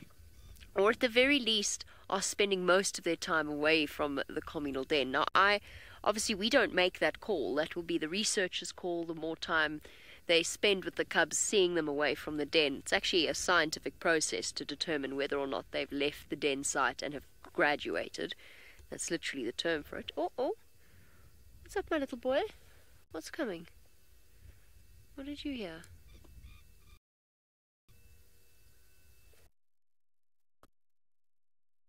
Okay. Beautiful. Thank you very much. We didn't just spend the last 5 minutes trying to get a good view of your face. No, not at all. So little Slob is not ready to graduate, but now what? Because the matriarch has a tiny cub, because he'll just get a hiding if he does. He will eventually start playing with them, but for now they're too small. Poor little Slobber. That was very, very inconvenient of you, mister.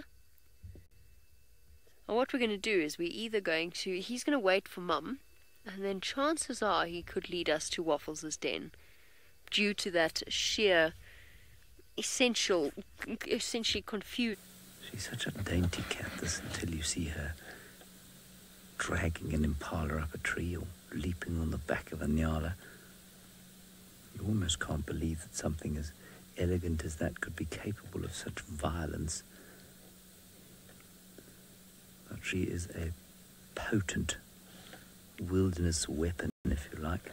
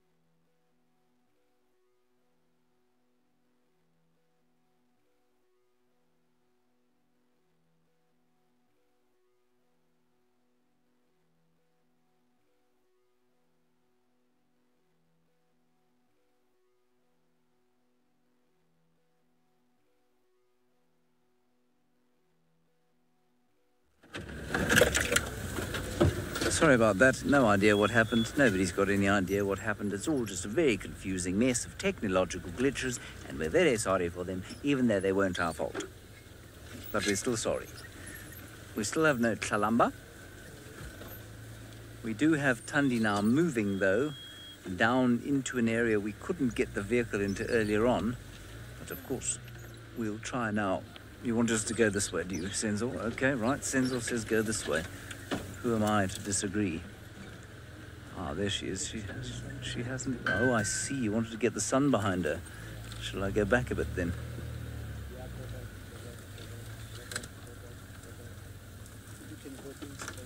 In, straight there. Okay, right. Senzo was trying to create some art for us, everybody. Fortunately, Wendy is doing her best to ruin that art for us. Yes? More? More? Yes? Okay. Hold on, everybody. This is the art of Esimkize. Oh, look at what he's achieved, everyone. You might just be able to see that there's a leopard there, standing in the setting sun. That's gorgeous.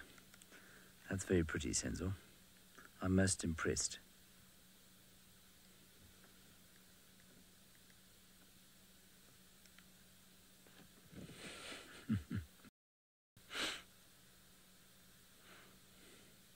We'll now have to wait here, of course, till the sun goes down. Now, we checked all around here, like I said earlier on. No luck. And clearly, Tundi is experiencing rather the same.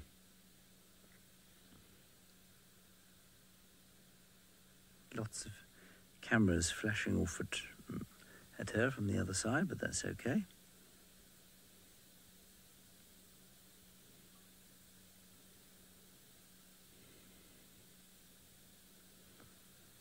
And she's listening quite carefully there, and obviously looking.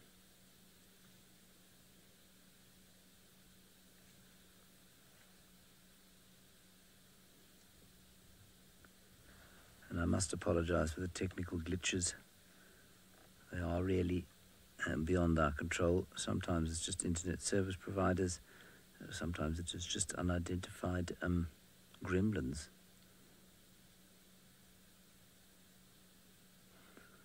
I really don't think any of you need to be worried about Tlalamba. It really isn't unusual for this to happen.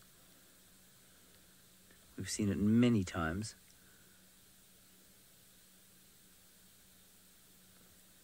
All right, Brenty is back. He's got some picture, he's got some comms.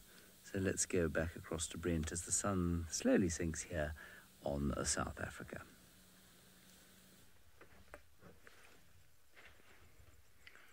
Well, we're still with our girls, and they are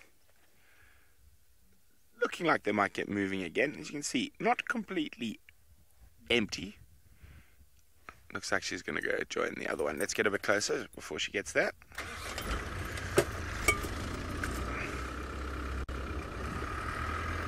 Or not. She's going to come sit on the termite mound. Oh. Well, we've got a beautiful view of lions to the right and a stunning Mara evening sunset to the left, filled with canoes.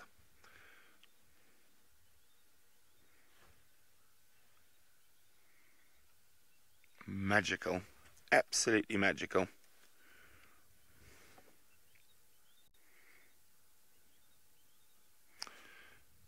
So we're definitely in the right spot at the moment. They haven't moved too far from where we found them. The lions, that is.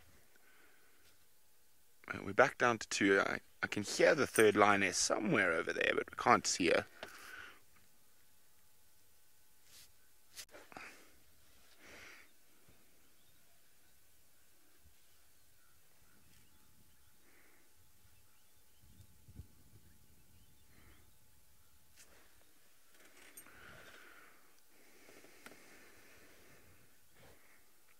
Heather is wondering, how loud does it get when the herds are moving through? Very loud. Even when they're not moving, Heather, you just, that constant, there's so many different noises. Plus you add the zebras in. But when they do run properly, and I mean big numbers run, it's sort of like a roar, like a flooding river.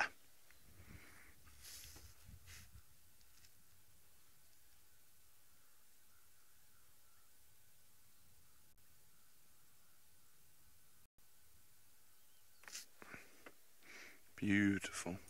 Love it when the light catches their eyes. Okay, now what? What have you spotted? I don't see anything there. We did hear some other roars from that area. Could be the rest. Wait, what's that there? Where did I put my binoculars? So, but just to the left of these bushes, so a bit more left. Keep going a little bit left of that mound. I thought it's just, what is it, vultures on the ground. Yeah, vultures on the ground.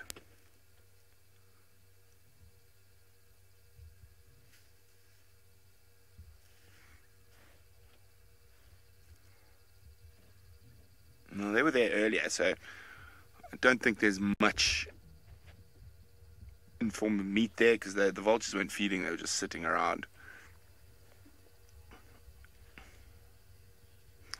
Okay, well, now we've got decisions to make, so I'm going to try to decide, are we going to follow her or are we going to stick with the lioness? Oh, who's next to us. While we do that, let's send you back to the North Clan. We've also got decisions to make, because Manu, with his phenomenally sharp eyes and camera technique, has spotted other hyenas. But, well, I say other hyenas, one other hyena. I'm trying to decide what to do. My gut feel is that sitting with Sloth Bear is the best way to find Waffles, because he's going to go searching for company. He is not used to this lonely existence. He was the youngest of, what was it? It was 10. It was 10 of those little bundles were running around the den not so long ago. He always had company. Now, all of a sudden, the big cubs get to go and play with Mum, and follow her around, and he doesn't really get to do that. Not quite ready, not quite there. Not quite brave enough. Nor should he be, he's not ready.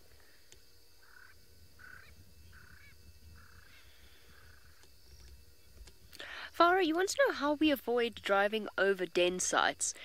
The trick is to look at where a den site might be situated. So, I mean, you can really quite clearly see there is a change of vegetation. So if I were driving off-road, let's say I didn't know this area at all, and I were driving off-road, I would be avoiding all of the patches where there is short green grass and termite mounds, essentially. And that would, you just don't drive over a termite mound. You just don't, because you just don't know what's on the other side of it. Obviously, we make certain exceptions to that. We can't give you a blanket rule. But you can see, if I were to drive now, if I were driving off-road without knowing where I was going to go, I would be picking the places where I can see is safe to drive. And that's if I'm driving off-road. Obviously, there are no dens on roads, although Waffles' was pretty close. So if I were to drive now off-road, and there's a road right there, so I'm not going to do that, but I'd just go straight, and I'd dodge the parts where there are crotons or little perennial plants or something like that, because what that means essentially is that something's been digging. Something has brought good quality soil up from below the surface of the soil, from greater depths. And as a result, there are all sorts of plants growing on top of it that are a very clear indication that you shouldn't really drive there. Oh, that's quite pretty. Also, don't want to leave Waffles' old den in case I'm wrong about her moving and I miss something. I don't know what to do. I don't know what to do. I can't stand the thought of losing her and not seeing her again before, or at least seeing her cubs again before I leave. We're going to do some waiting, watching patiently, and I think that's what we're going to decide to do. Someone else who's sitting, watching, waiting patiently is Tundi. Apparently the cub's coming. Aubrey's seen it. I'm just going to move a little bit. Aubrey reckons that the cub's just over here.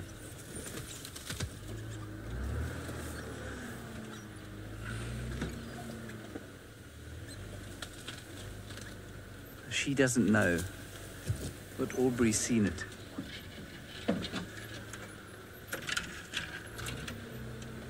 I haven't seen it either. We're not going to go and look for her. We're just going to wait here. Is that all right, Sins? Is that fine? Forward.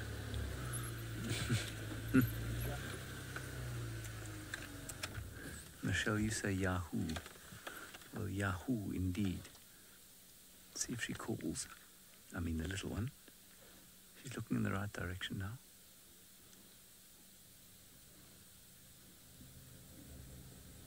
I say Aubrey seen it. He was pointing towards it.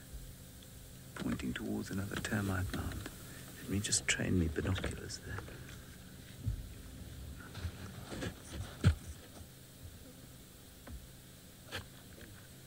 She's looking precisely where Aubrey was pointing. I don't think she's seen her yet.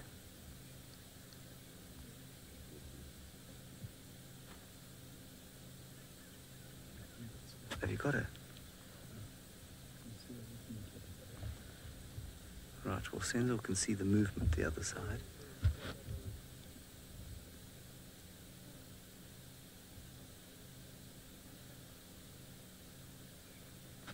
Deeply frustrating for poor Tundi.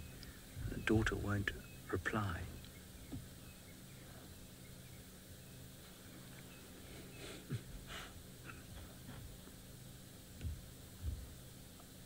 If I get a decent view of the daughter, I will tell you, and we'll swing the camera around to her.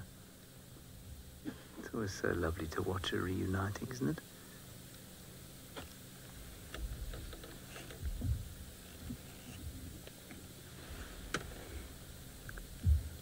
That's it.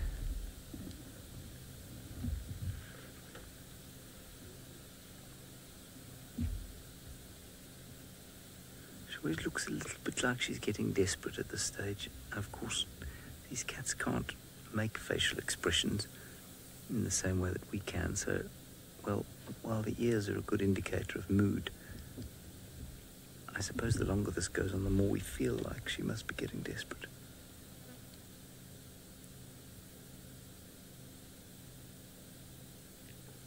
I hope I haven't given everyone false hope, but Aubrey was pointing into the bush behind his car. Sindor, you said you saw some movement there. But the problem, I can't take my eye out of it. You can't take the eye out of the camera, yes, fair enough, I understand.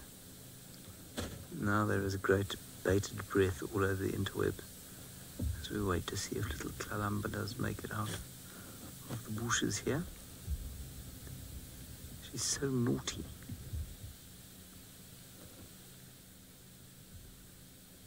Such a naughty kitty.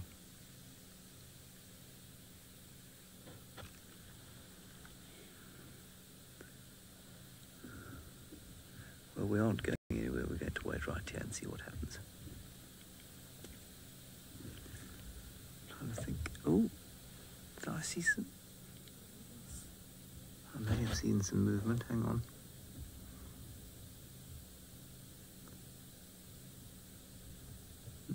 I can hear something moving.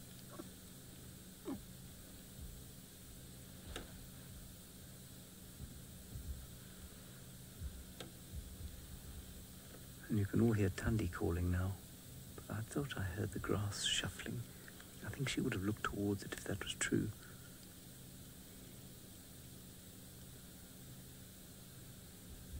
Everyone on the other vehicle being extremely polite, not making any noise at all.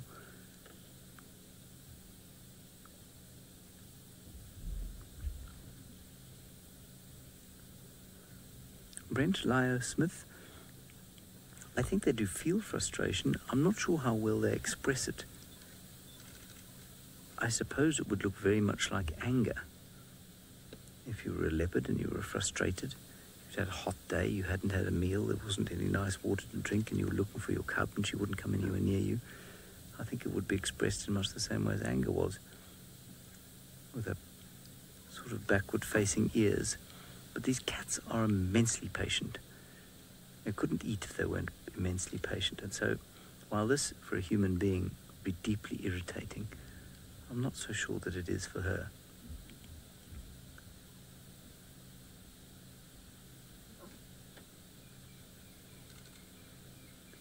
Come on, Kalamba, this is not nice to your mum.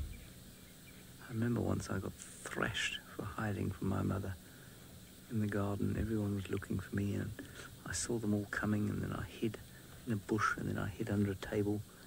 And I was eventually found under the kitchen table. I must have been about 4. And I think I only ever received one good thrashing at home on my bottom. It was that day. And I never hit again. Perhaps Kalamba needs a small paddy whack.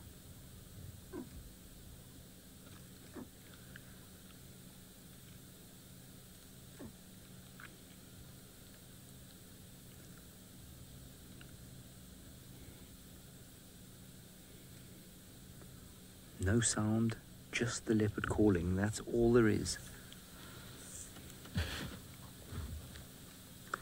Miss Anno, leopard mums these days discipline their cubs by taking away their iPads and making sure that they can't access social media sites that they would normally. They curtail their use of Wi-Fi and data, and they take away pocket money.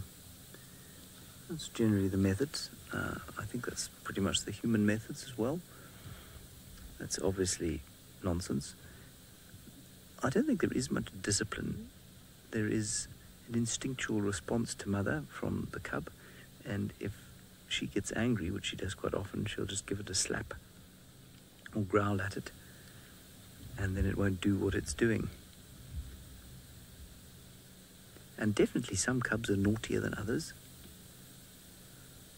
Some cubs are more confiding with their mothers than others. But I don't think there's ever a conscious effort to discipline them. But it's a very interesting question, because of course, they must learn certain behaviours. They can't just behave as they're instinctually bound to, because different instinctual behaviours must elicit different responses from their mothers. So, for example, in a litter of two, both with different personalities, I'm sure their personalities must sort of be brought into line while they're with their mothers, because their mothers would behave to certain behaviours in predictable fashion, I would imagine.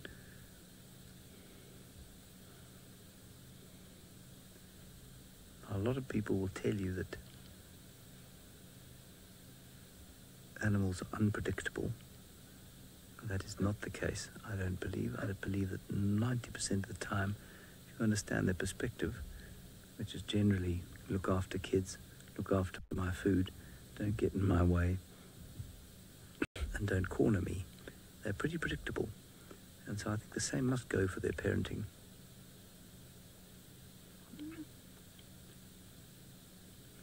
I find this very unsettling though. I'm sure a lot of you find it the same, where even though we're 99% sure that the cub is safe, here we sit thinking, oh, come on, just come out so we can see you and make sure that you're all right. There's something about watching a mother looking for her youngster that is very deeply unsettling to me, and I think many humans. It's one of the greatest terrors of parenthood, of course, is losing your child.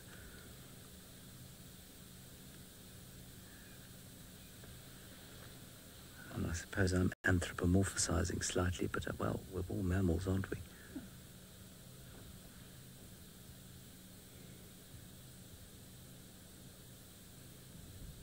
Come on, little one. Just getting a little bit louder now.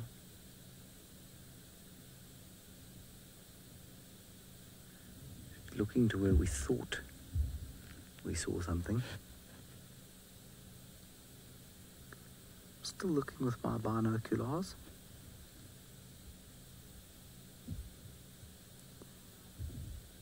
Haven't seen any movement.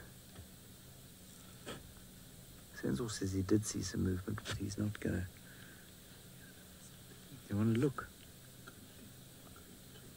Next to the green tree in front, eh? Jason, you say you're so anxious for her. Yeah, well, I'm becoming more and more anxious, even though I'm 99% sure the baby's absolutely fine.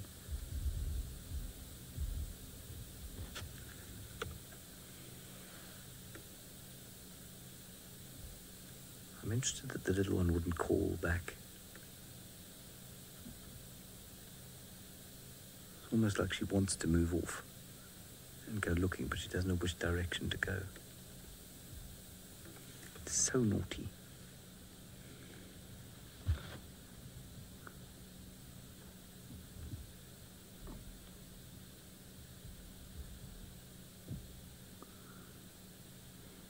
No spots in the grass, nothing in a tree.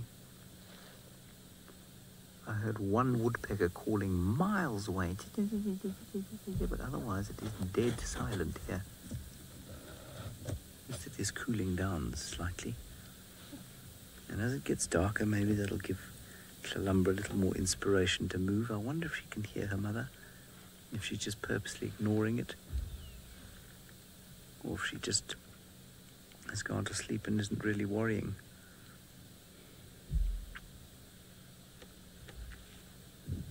Well, this is obviously where she was found this morning.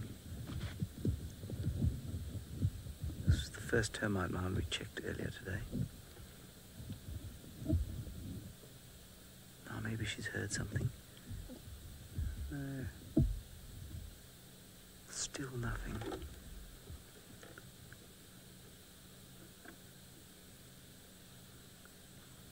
I can't ask Aubrey, he's too far away for me to shout across. So we're just going to have to wait in suspense.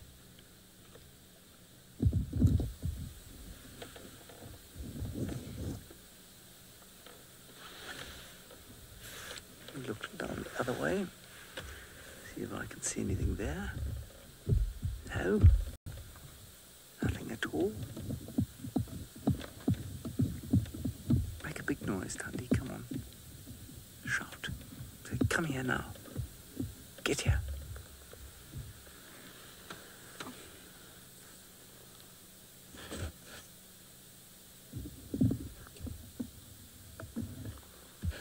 Senzo, I cannot see anything where you were looking. I think maybe it was a waving piece of grass.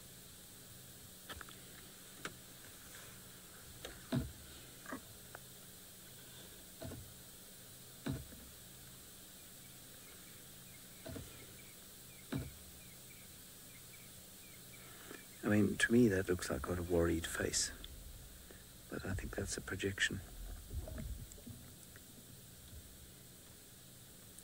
Kirsten agrees. I don't know what she agrees with, but whether it's a projection or a worried face. What was it, Kirsten? No, the face. She thinks the face is worried.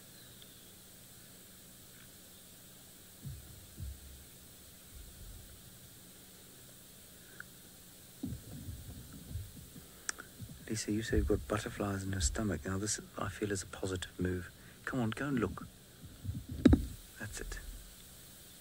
Standing on the mound for the rest of the evening was to drive me scatty. But like I say, these cats are patient.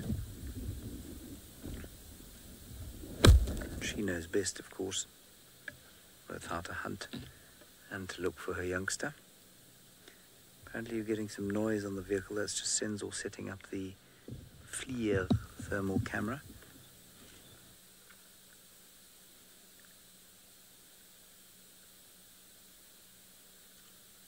Which is going to be not particularly useful because everything around the cat is about as hot as she is, if not more so.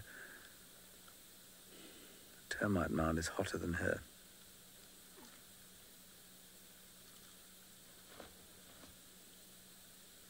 Come on, little one.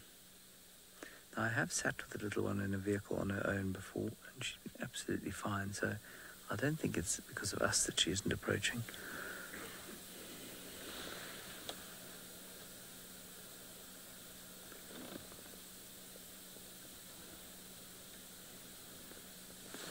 All right, there's a bit of movement now. We might have to move. Just wait and see what Aubrey does. I think I'll move anyway.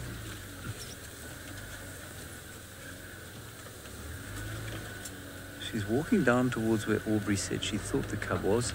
He thought the cub was. Let's just wait here.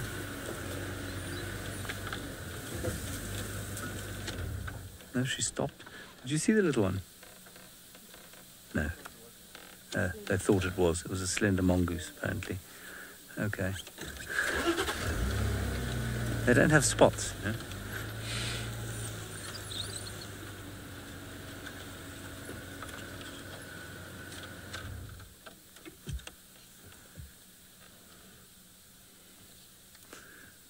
Okay, let's go across to Jamie now. We're not going anywhere from here. Apparently Sloth Bear is doing something called making a plan. I'm not sure what that is. Don't worry, we will rush you back to James if anything changes. Your timing was impeccable, though, as Sloth Bear has just vomited. He now appears to be debating whether or not it's worth re-ingesting or perhaps rolling in. Oh, yuck, was that yuck? Was that yucky? Not very nice, huh? Gross. Oh, say what you will about hyenas. They're wonderful and they're very intelligent, but they can also be somewhat disgusting in our human eyes. Oh, we're going to puke again, right? What is that? What did you eat? No wonder you just vomited it up. That does not look like something you want to digest at all. Actually looks like a piece of bone, perhaps. You're not quite sure what to do with it. I want it, but also it makes me sick, but I want it.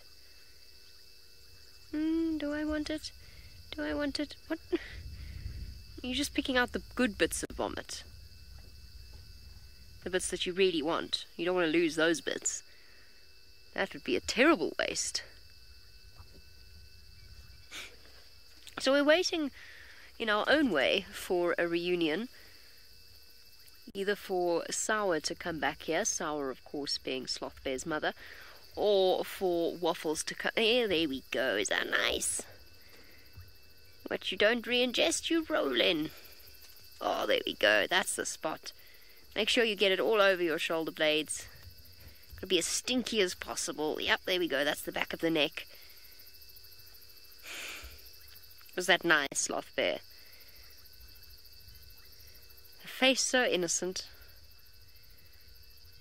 yet rolling in vomit. Hyena cubs love a good vomit. One of their favourite things. Even when it happens to them, they still don't mind. Was there still more to salvage? Surely not. No, surely we're still at the rolling phase now. Oh, no, we're going to try and salvage something there. It's like a piece of bone that he swallowed and didn't... It was a little bit too big for him to digest. No, you can't see it at the moment, but he yawned a moment ago. And he's still got baby teeth. There you can actually sort of see. He still hasn't grown in his permanent set of teeth yet. They're tiny still. No, that's why, or not why, but one of the things about hyena cubs is they're dependent on their mothers for quite an extended period of time due to the fact that their jaw muscles don't develop until they're about 2 years old. They don't get to that bone-crushing potential straight away. Look, he could still probably take my finger off if I were to dangle it over the side and he were feeling so inclined, something I certainly am not going to chance.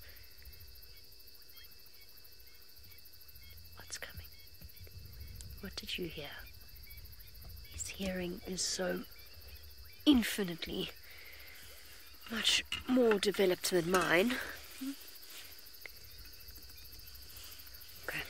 I'm going to keep sitting and I'm going to keep waiting to see who comes to visit. Let's go to Brent.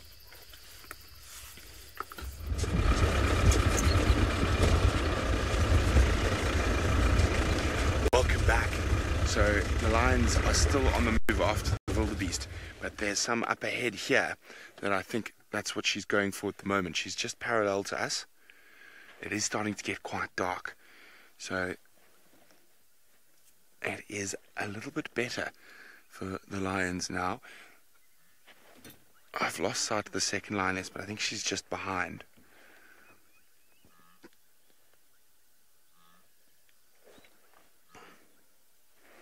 She's probably got another 80 meters or so to go. I'm saying, Arch, you happy or I think it's going to be better in color for now. What do you think, Arch? Okay, let's just wait a little bit. Okay, I just want to get further forward slightly. Get us in the right spot.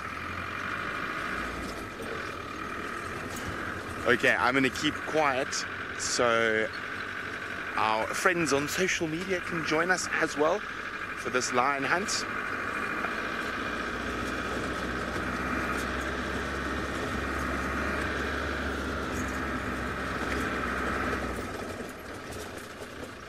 Okay, she's starting to jog.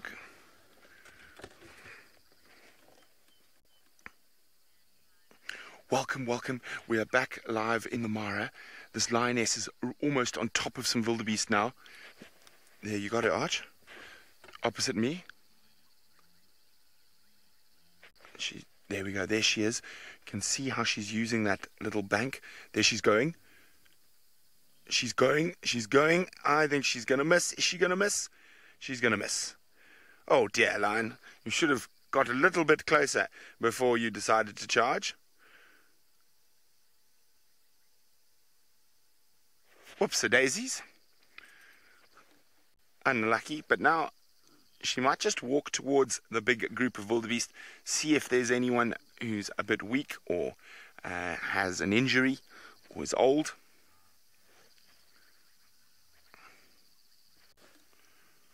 That was very close, though. Now the herds are streaming away from her. And we should start seeing some of them shortly. They all managed to get away. Miss Anna says, wow, crazy speed. Well, let's get a little bit closer. Now that the hunt has failed, my name is Brent Smith. I have Archie on camera with me. And we've been following these lions for about 4 hours, 5 hours now today. and they haven't managed to catch anything yet. One must remember that lions normally only have a success rate of around 15%, so only about 1.5 times out of 10, mud, that they chase something. Do they catch it? I've lost sight of her now. It's getting quite dark, but I think she's around here somewhere. Bumpity bump, some holes.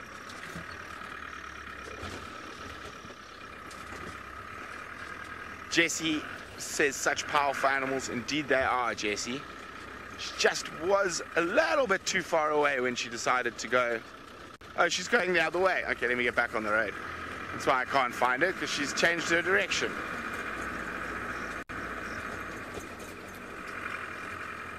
There's some big rocks around here that I don't want to hit. So you'll notice we are in infrared light. That means we don't put spotlights on and stuff, and we don't affect the hunt either in the lion's favor or in the wildebeest's favor.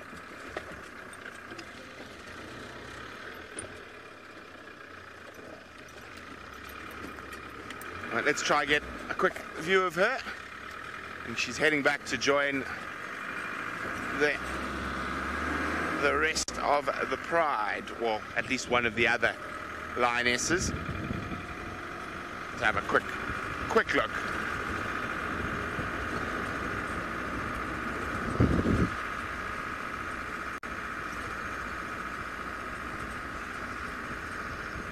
There she is.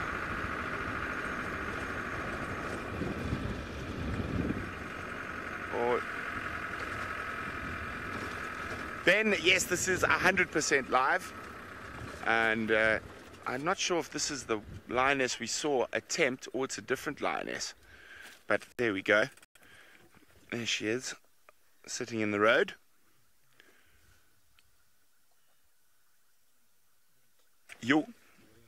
Oh, she's behind us.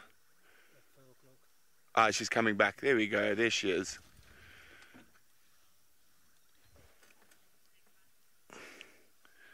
Okay. So, well, you never know when we might go live again, so keep a look for the when we go live. Who knows, maybe these lions will catch some dinner just now.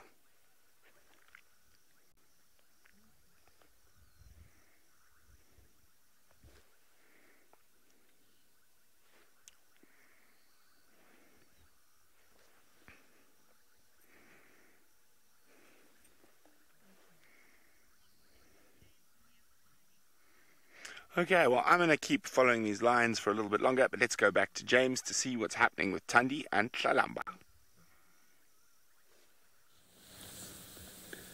She's still looking. We've gone to infrared now. You can see.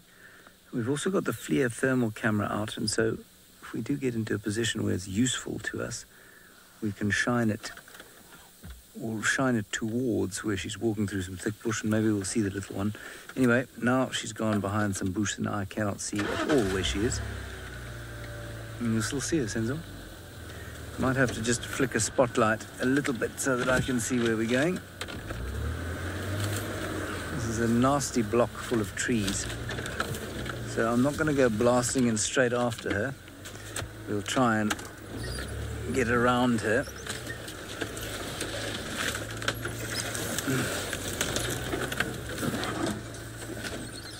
Gosh. She's been walking around and around in circles. You got her now? Where is she? On the road. She's gone straight onto the road in front of us. Well spotted, Senzo. Your eyes have been the saviour of this game drive.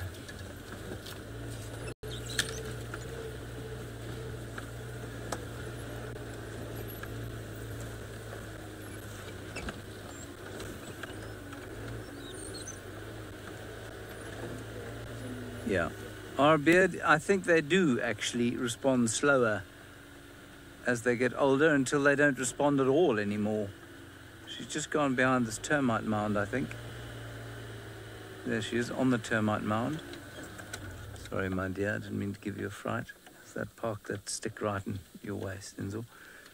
Yes, it has. She's coming, never mind.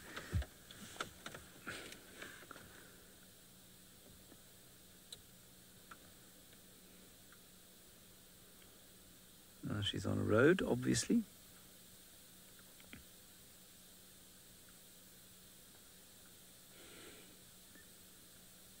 She's radiating heat. Look at the road below her. See how the road below her, if we go to the FLIR camera, the road below her is pink.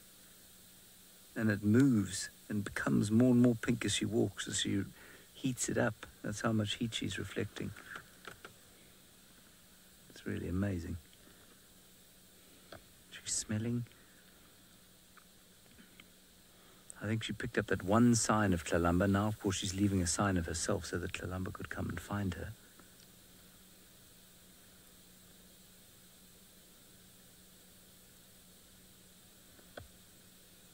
She's going to become increasingly unimpressed, I think.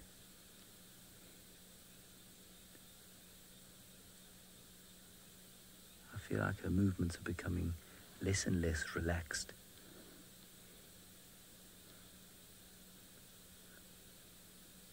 She's having a nice scratch there. Looks like it might be quite nice.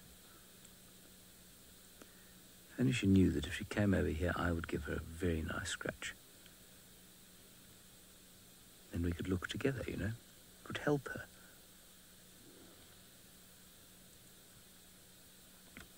Yes, Mr. Khalid, her eyes are very hot. It's quite interesting that the nose is cold, obviously, and the eyes are hot. And I suppose you'd expect the nose to be cold because it is moist.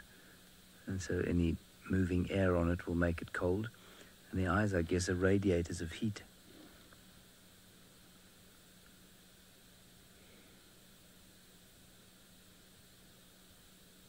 All right, let's go back to the infrared picture now, maybe. She's not calling anymore. She is looking in the same direction again and again.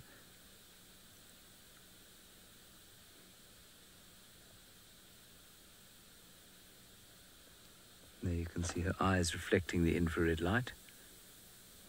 She thinks she may have seen something behind us.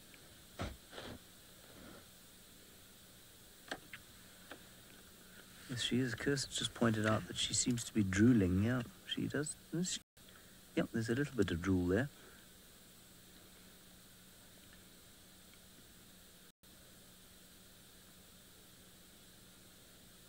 I'm just being very quiet because it seems to me that she's picking up something. She's picking up sounds or something like that.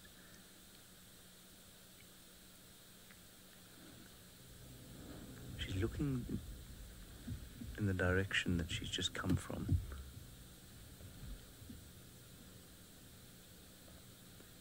This is getting painful, isn't it?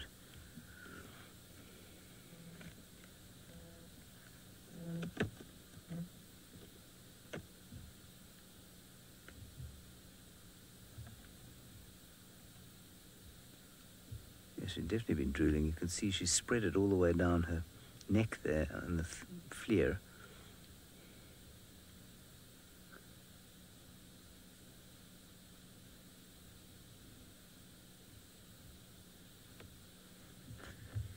Yeah, it's possible that she smelt another male.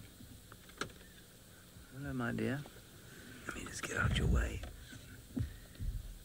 I've been increasingly interested in whether or not she is coming into estrus. I think it's unlikely, but it's not impossible. And I've seen male tracks around here of late, and I haven't been able to identify who they were. I'm not sure who they were. Pretty sure they were Tinganas or Husanas. But maybe she's smelling out another male. Straight back to the same post, and now past it. Hukumuri does come in here from time to time, but as far as I'm aware, he's way out west still.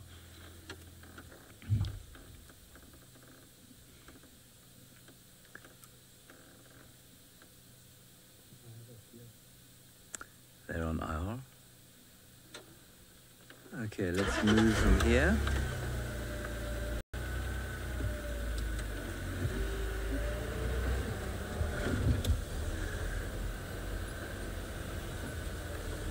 All right, we're going to have to turn on a few lights now. Oh, she's walking the other way. She's turning around. can, we're going to stay not close to her so that she can listen and hear what's going on. And in fact, even if she hasn't found the cub by 6:30, everybody, I'm going to call it by then, just in case we're affecting this. I don't think we are. I think we're okay where we are. We're keeping our distance.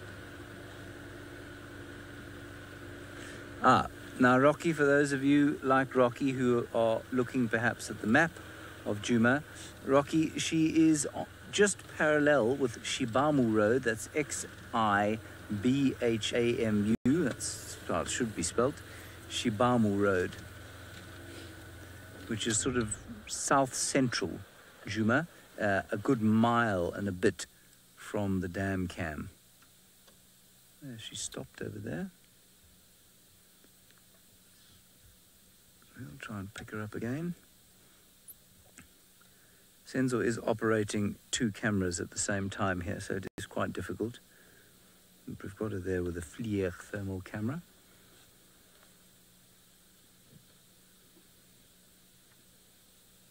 There's some babblers calling up ahead. Babblers should be silent by this time of the day, but they will alarm call.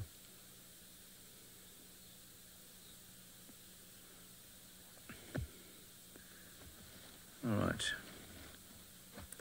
We are on the FLIR, then. Oh, now we're back to the bush. Okay, let's move forward a bit.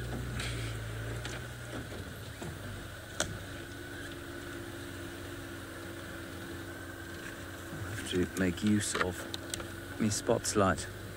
I can just see her. Alrighty, let's go back across to Sloth Bear.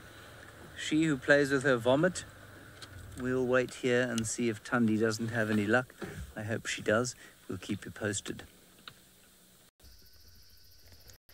Sloth Bear is fast asleep. We're doing a lot of sitting and waiting this evening, all 3 of us, as we continue into unfolding the stories of wild Africa. Oh, that was a gauntlet line. I don't know where the rest of the family is. I'm assuming that they have a big kill somewhere, or I'm in the wrong place. I just don't think so. I don't think so. I feel as though Sloth Bear is here for a reason, and I feel that this is where he thinks company is going to come. And even if it's not right where Waffles is keeping her cubs, it's still going to be close. I think. We might have to leave him. The problem is if he starts walking off into the night, I'm not going to follow him. He's a bit too young. There's too many dangers out here for one little cub. Not that he doesn't wander around on his own at night all the time. He does. But I don't follow the cubs at night. I'm happy to sit at the den with him. And at his age, I'm happy to sit with him without adult supervision. But there is absolutely no sign of Waffles. What's worrying me is she could actually be underground. And we've been sitting here the whole time with her and we haven't even realized. Which has happened to Manu and myself on a fair few occasions. We also spent, between Gigi, Scott and myself, we monitored Waffles' original natal den for probably close to 20 hours before realizing she'd moved, and we were monitoring an empty den. Not sitting at the den, but sitting by the side of the den, waiting for her to come back. Turned out she'd moved. It was a bit embarrassing, really. I owed Scott and Gigi some apologies. Just checking quickly. Make sure I'm not missing something. A hyena did come past earlier, but I think it was a male. And it was not someone that Sloth Bear was in any way interested in greeting. He just completely ignored it, and it walked off past. Oh, goodness, little slobber. I might start meandering back towards the old den, just in case I'm in the wrong place. What to do? Well, Manu and myself have always been lucky in the past. We've somehow made decisions that have ultimately given us the greatest sightings, so we'll just have to trust in gut instinct. Exactly. Kirsty says we must follow our hearts. What about my stomach? Because my stomach is telling me that dinner is at least an hour's drive away. How do we feel about that? Let me tell you, those chocolate biscuits in the car have gone down very quickly. When in doubt, follow your stomach. Follow feet. Yes, that makes sense. Otherwise you'd fall on your face, says Kirsty. Follow stomach and then follow heart. Brain apparently has no say in anything whatsoever. Which is fair, I guess. You can overthink things. Best to ignore the thinking part of oneself. My stomach's making horrendous noises. It's reminding me that I really didn't eat enough breakfast this morning. Oh, North Clan, could you not have put your den slightly closer to home? No, because this is the perfect place for North Clan's den.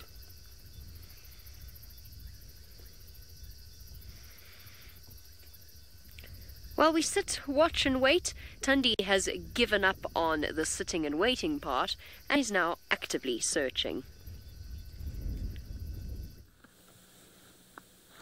Well, she's certainly been doing that for a while now, and she's crossed into an area that is going to be extremely difficult to drive into. And in fact, I'm not prepared to drive into it because we will make a tremendous noise.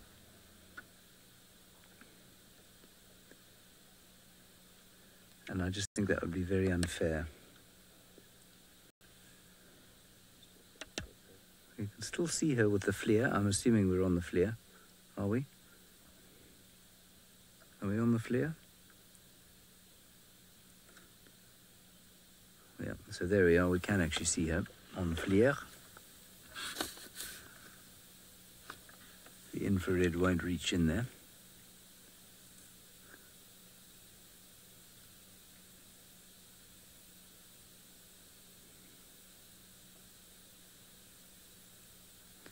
Like I say, I really don't think that anything's happened to Kalamba. We've certainly seen her call and wait this long before. But I don't want to cause further distress by going bashing in over these bushes. She stopped calling now. She's just walking around. Now, I don't know if they can smell how old a scent mark is. I think they can smell if it smells fresh or if it smells old. But, you know, the ambient temperature and the amount of moisture there is and the wind and that sort of thing will affect that. And I don't think that they can compute necessarily, you know, taking all of those variables into account, how old it is. I'm sure they can smell a fresh one from an old one, but I think it probably varies as to how quickly a fresh scent becomes an old one. If that makes sense.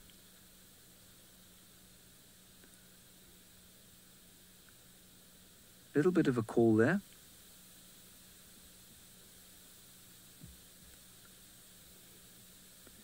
And for those of you who don't know and wondering what on earth picture you're looking at now, this is a thermal camera that picks up heat, basically. And you can see the bush all around her is as hot as she is. I keep hoping there's going to be a little pink ball bounding towards the shape we're looking at now. Well, Jessie, we can tell you if she sits still and we put the overlay on. Sandra, will you put the overlay back? And if you see that sort of crosshairs there, that's telling you what the temperature is there. So around about 34, 35 degrees Celsius. Oh, we've cut the temperature off. Okay, so that the hottest part of her, which is the ears there, is about, well, around about, as it's measuring it, probably around about 36 degrees Celsius. Obviously, if she was closer, it would do a much more accurate job. So 36 degrees Celsius, which is around about 95 degrees Fahrenheit. Possibly a little warmer, maybe 96. So pretty much body temperature, really, which is what you'd expect.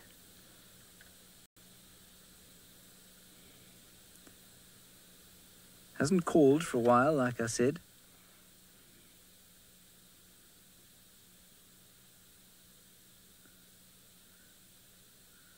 And she's going to snooze there. Well, it's very convenient.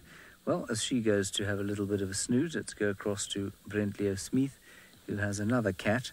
And she, too, is having a long and well-deserved migration snooze. Well, our lioness is contact calling, not properly roaring. Though she is getting a bit more going now.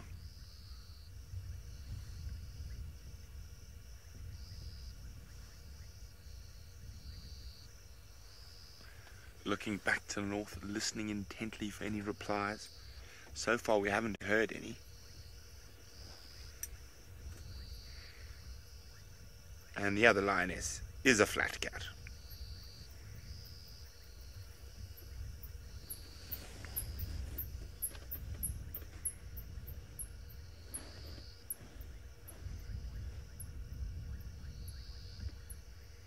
And you can see there's no more wildebeest around. They've all moved away from where the lions are. And with all the rain we've been having, you'll hear all the froggies. Bubbling kasirs, reed frogs.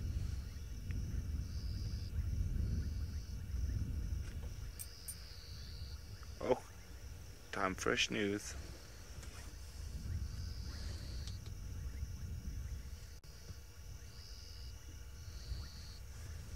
Well, the head's looking heavy. I think I'm gonna maybe move back up the road a little bit towards where we lost the third lioness. Maybe the rest of the pride might pop out up ahead somewhere. So I'm gonna get my spotlight out. Where is my spotlight gone? And you can see a light in the background. I think that's Jamie down there. You can just see her car lights there.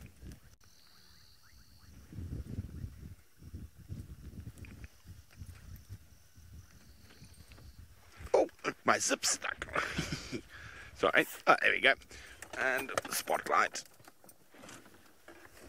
I'm just going to turn on the light quickly so I can see. Oh. It's right in front of me, of course.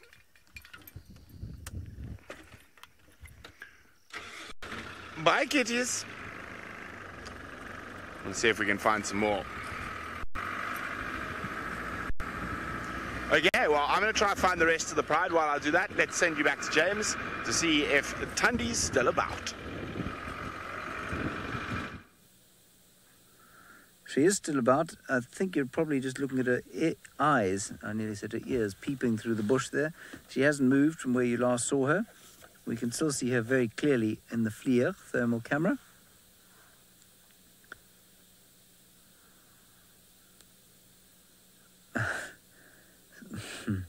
All right, so I think we're on the FLIR camera, from what I can gather. And still there is no sign of the cub. She's not calling anymore, and I've definitely seen this before. Where she calls and moves around and then decides, I think I'll just have a little snooze. I've no doubt they'll find each other during the course of the evening, and we'll most certainly come back here in the morning.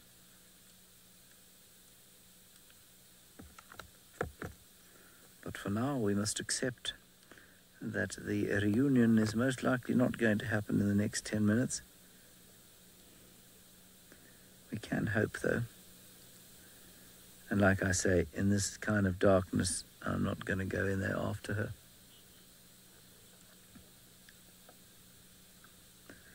Steve, it really does depend on the day, and it depends on the habitat. So these cats don't move very far. I mean, the furthest I followed a male leopard in the daylight hours was probably about 3 kilometers, 2 miles or so. Just over 2 miles. And yeah, he walked and slept and walked and slept. She's moved very little during the course of this afternoon, probably only a total of about 1/4 of a mile. But if you go to the Cape or you go into desert areas where you find leopards, they'll move far further than that. They can move up to 10 kilometers, 6 miles a day, probably sometimes, probably even more than that on some evenings. Well, these cats are not big on their exercise. This is a particularly prey-dense area for leopards, and so they don't have to move a huge distance. And, of course, their territory size is almost entirely defined by the availability of prey. And the territories out here are not tremendously large, and that's because of the availability of prey. And so she doesn't mark every boundary every day. And indeed, if she's got something to eat, she'll sit sometimes for 3 or 4 days and do nothing. So exercise is not a huge priority for these cats. Right, Jamie's given up waiting at the one den. Now she's gone to the other den, and I don't know what she's got at that den, but I'm sure she's going to tell you about it very soon. I'm hoping that it will be wafflies. Will it be wafflies? So I followed my stomach and went to check the old den, and would you believe it? Guess who? She's probably been here for the last 2 hours while we've been sitting with Sleepy Sloth Bear.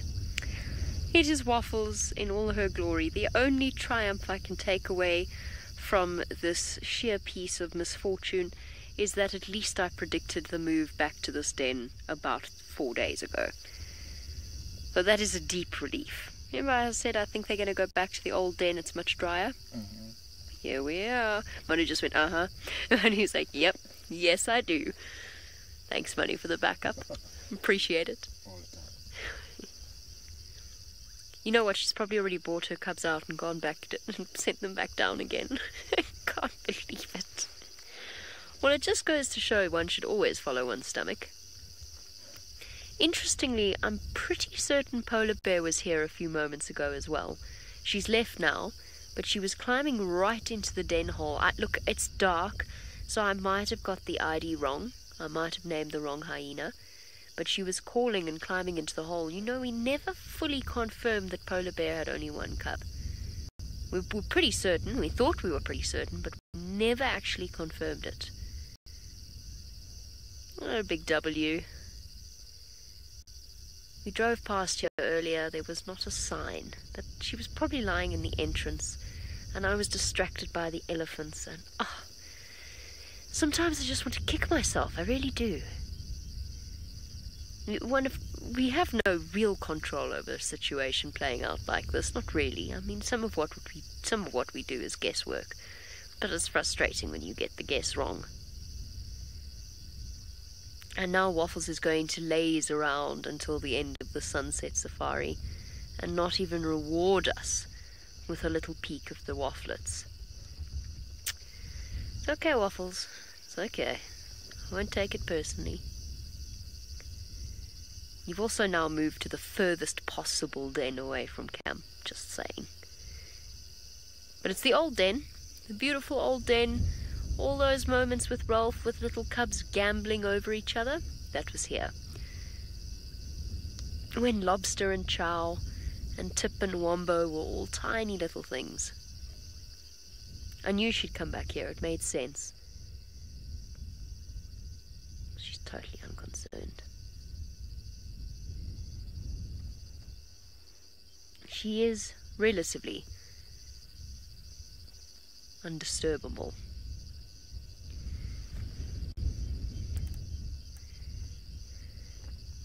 Kona Bear, I have witnessed hyena mating, and in fact, I believe we've had it live before. I can't remember if it was during a safari or if it was during an unscheduled broadcast, but we have actually seen hyenas mating. It's an interesting process, and it would be really...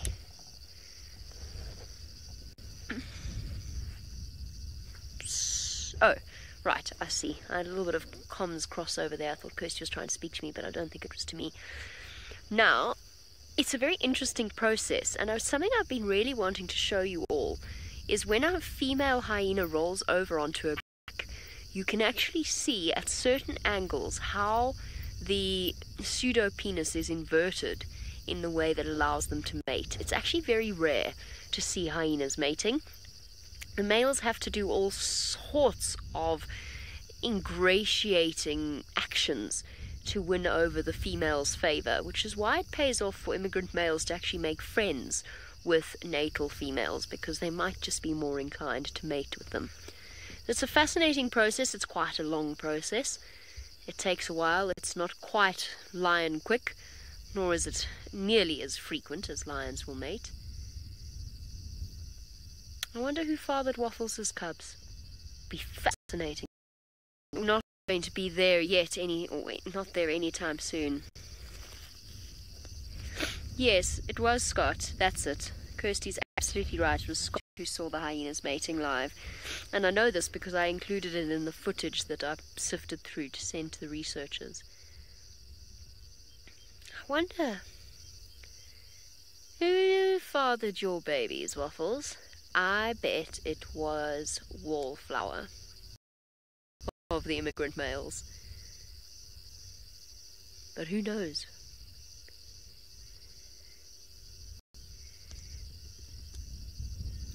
Brandon, the collar on Waffles' neck, or around Waffles' neck, is not a GPS collar. It emits a radio frequency, which can then be picked up by a telemetry kit that is used to narrow down her location. So it's not a GPS collar in the same way that D'Artagnan the cheetah's collar gave off GPS locations. It is a radio collar. So the batteries will run out every now and again. They do last for a long time though. So it's not as though Waffles has to present her batteries for changing every day. It happens every couple of years. But that is what that collar does. And that data that is collected from that and being able to find Waffles is critical to understanding so many different aspects of these hyenas' lives. The matriarch is important. What is her territorial role? Where does she go in the territory? It actually helps to narrow down territory completely. When she disappears off to have babies, in theory, if we had used it, we could have found her natal den. As it happened, we stumbled upon it anyway. Just one of those things. Okay, so at least we know where to sit for a start. That is a really good start. We've also just learned that Waffles has changed dens three times in 4 weeks. So we know more than we knew earlier on this afternoon. This is where we will be first thing tomorrow if we don't stumble upon a birthing Topi at the same time. And those are all reasons why you should join us on the sunrise safari tomorrow. However, it has come to that time of night where we will be saying goodbye to you all. Join us tomorrow to find out if Tundi reunites with Thalamba. All that's left to do is say a big thank you to all of you, our entire incredible SafariLive team, but most importantly you. We'll see you in not too distant future for the sunrise safari.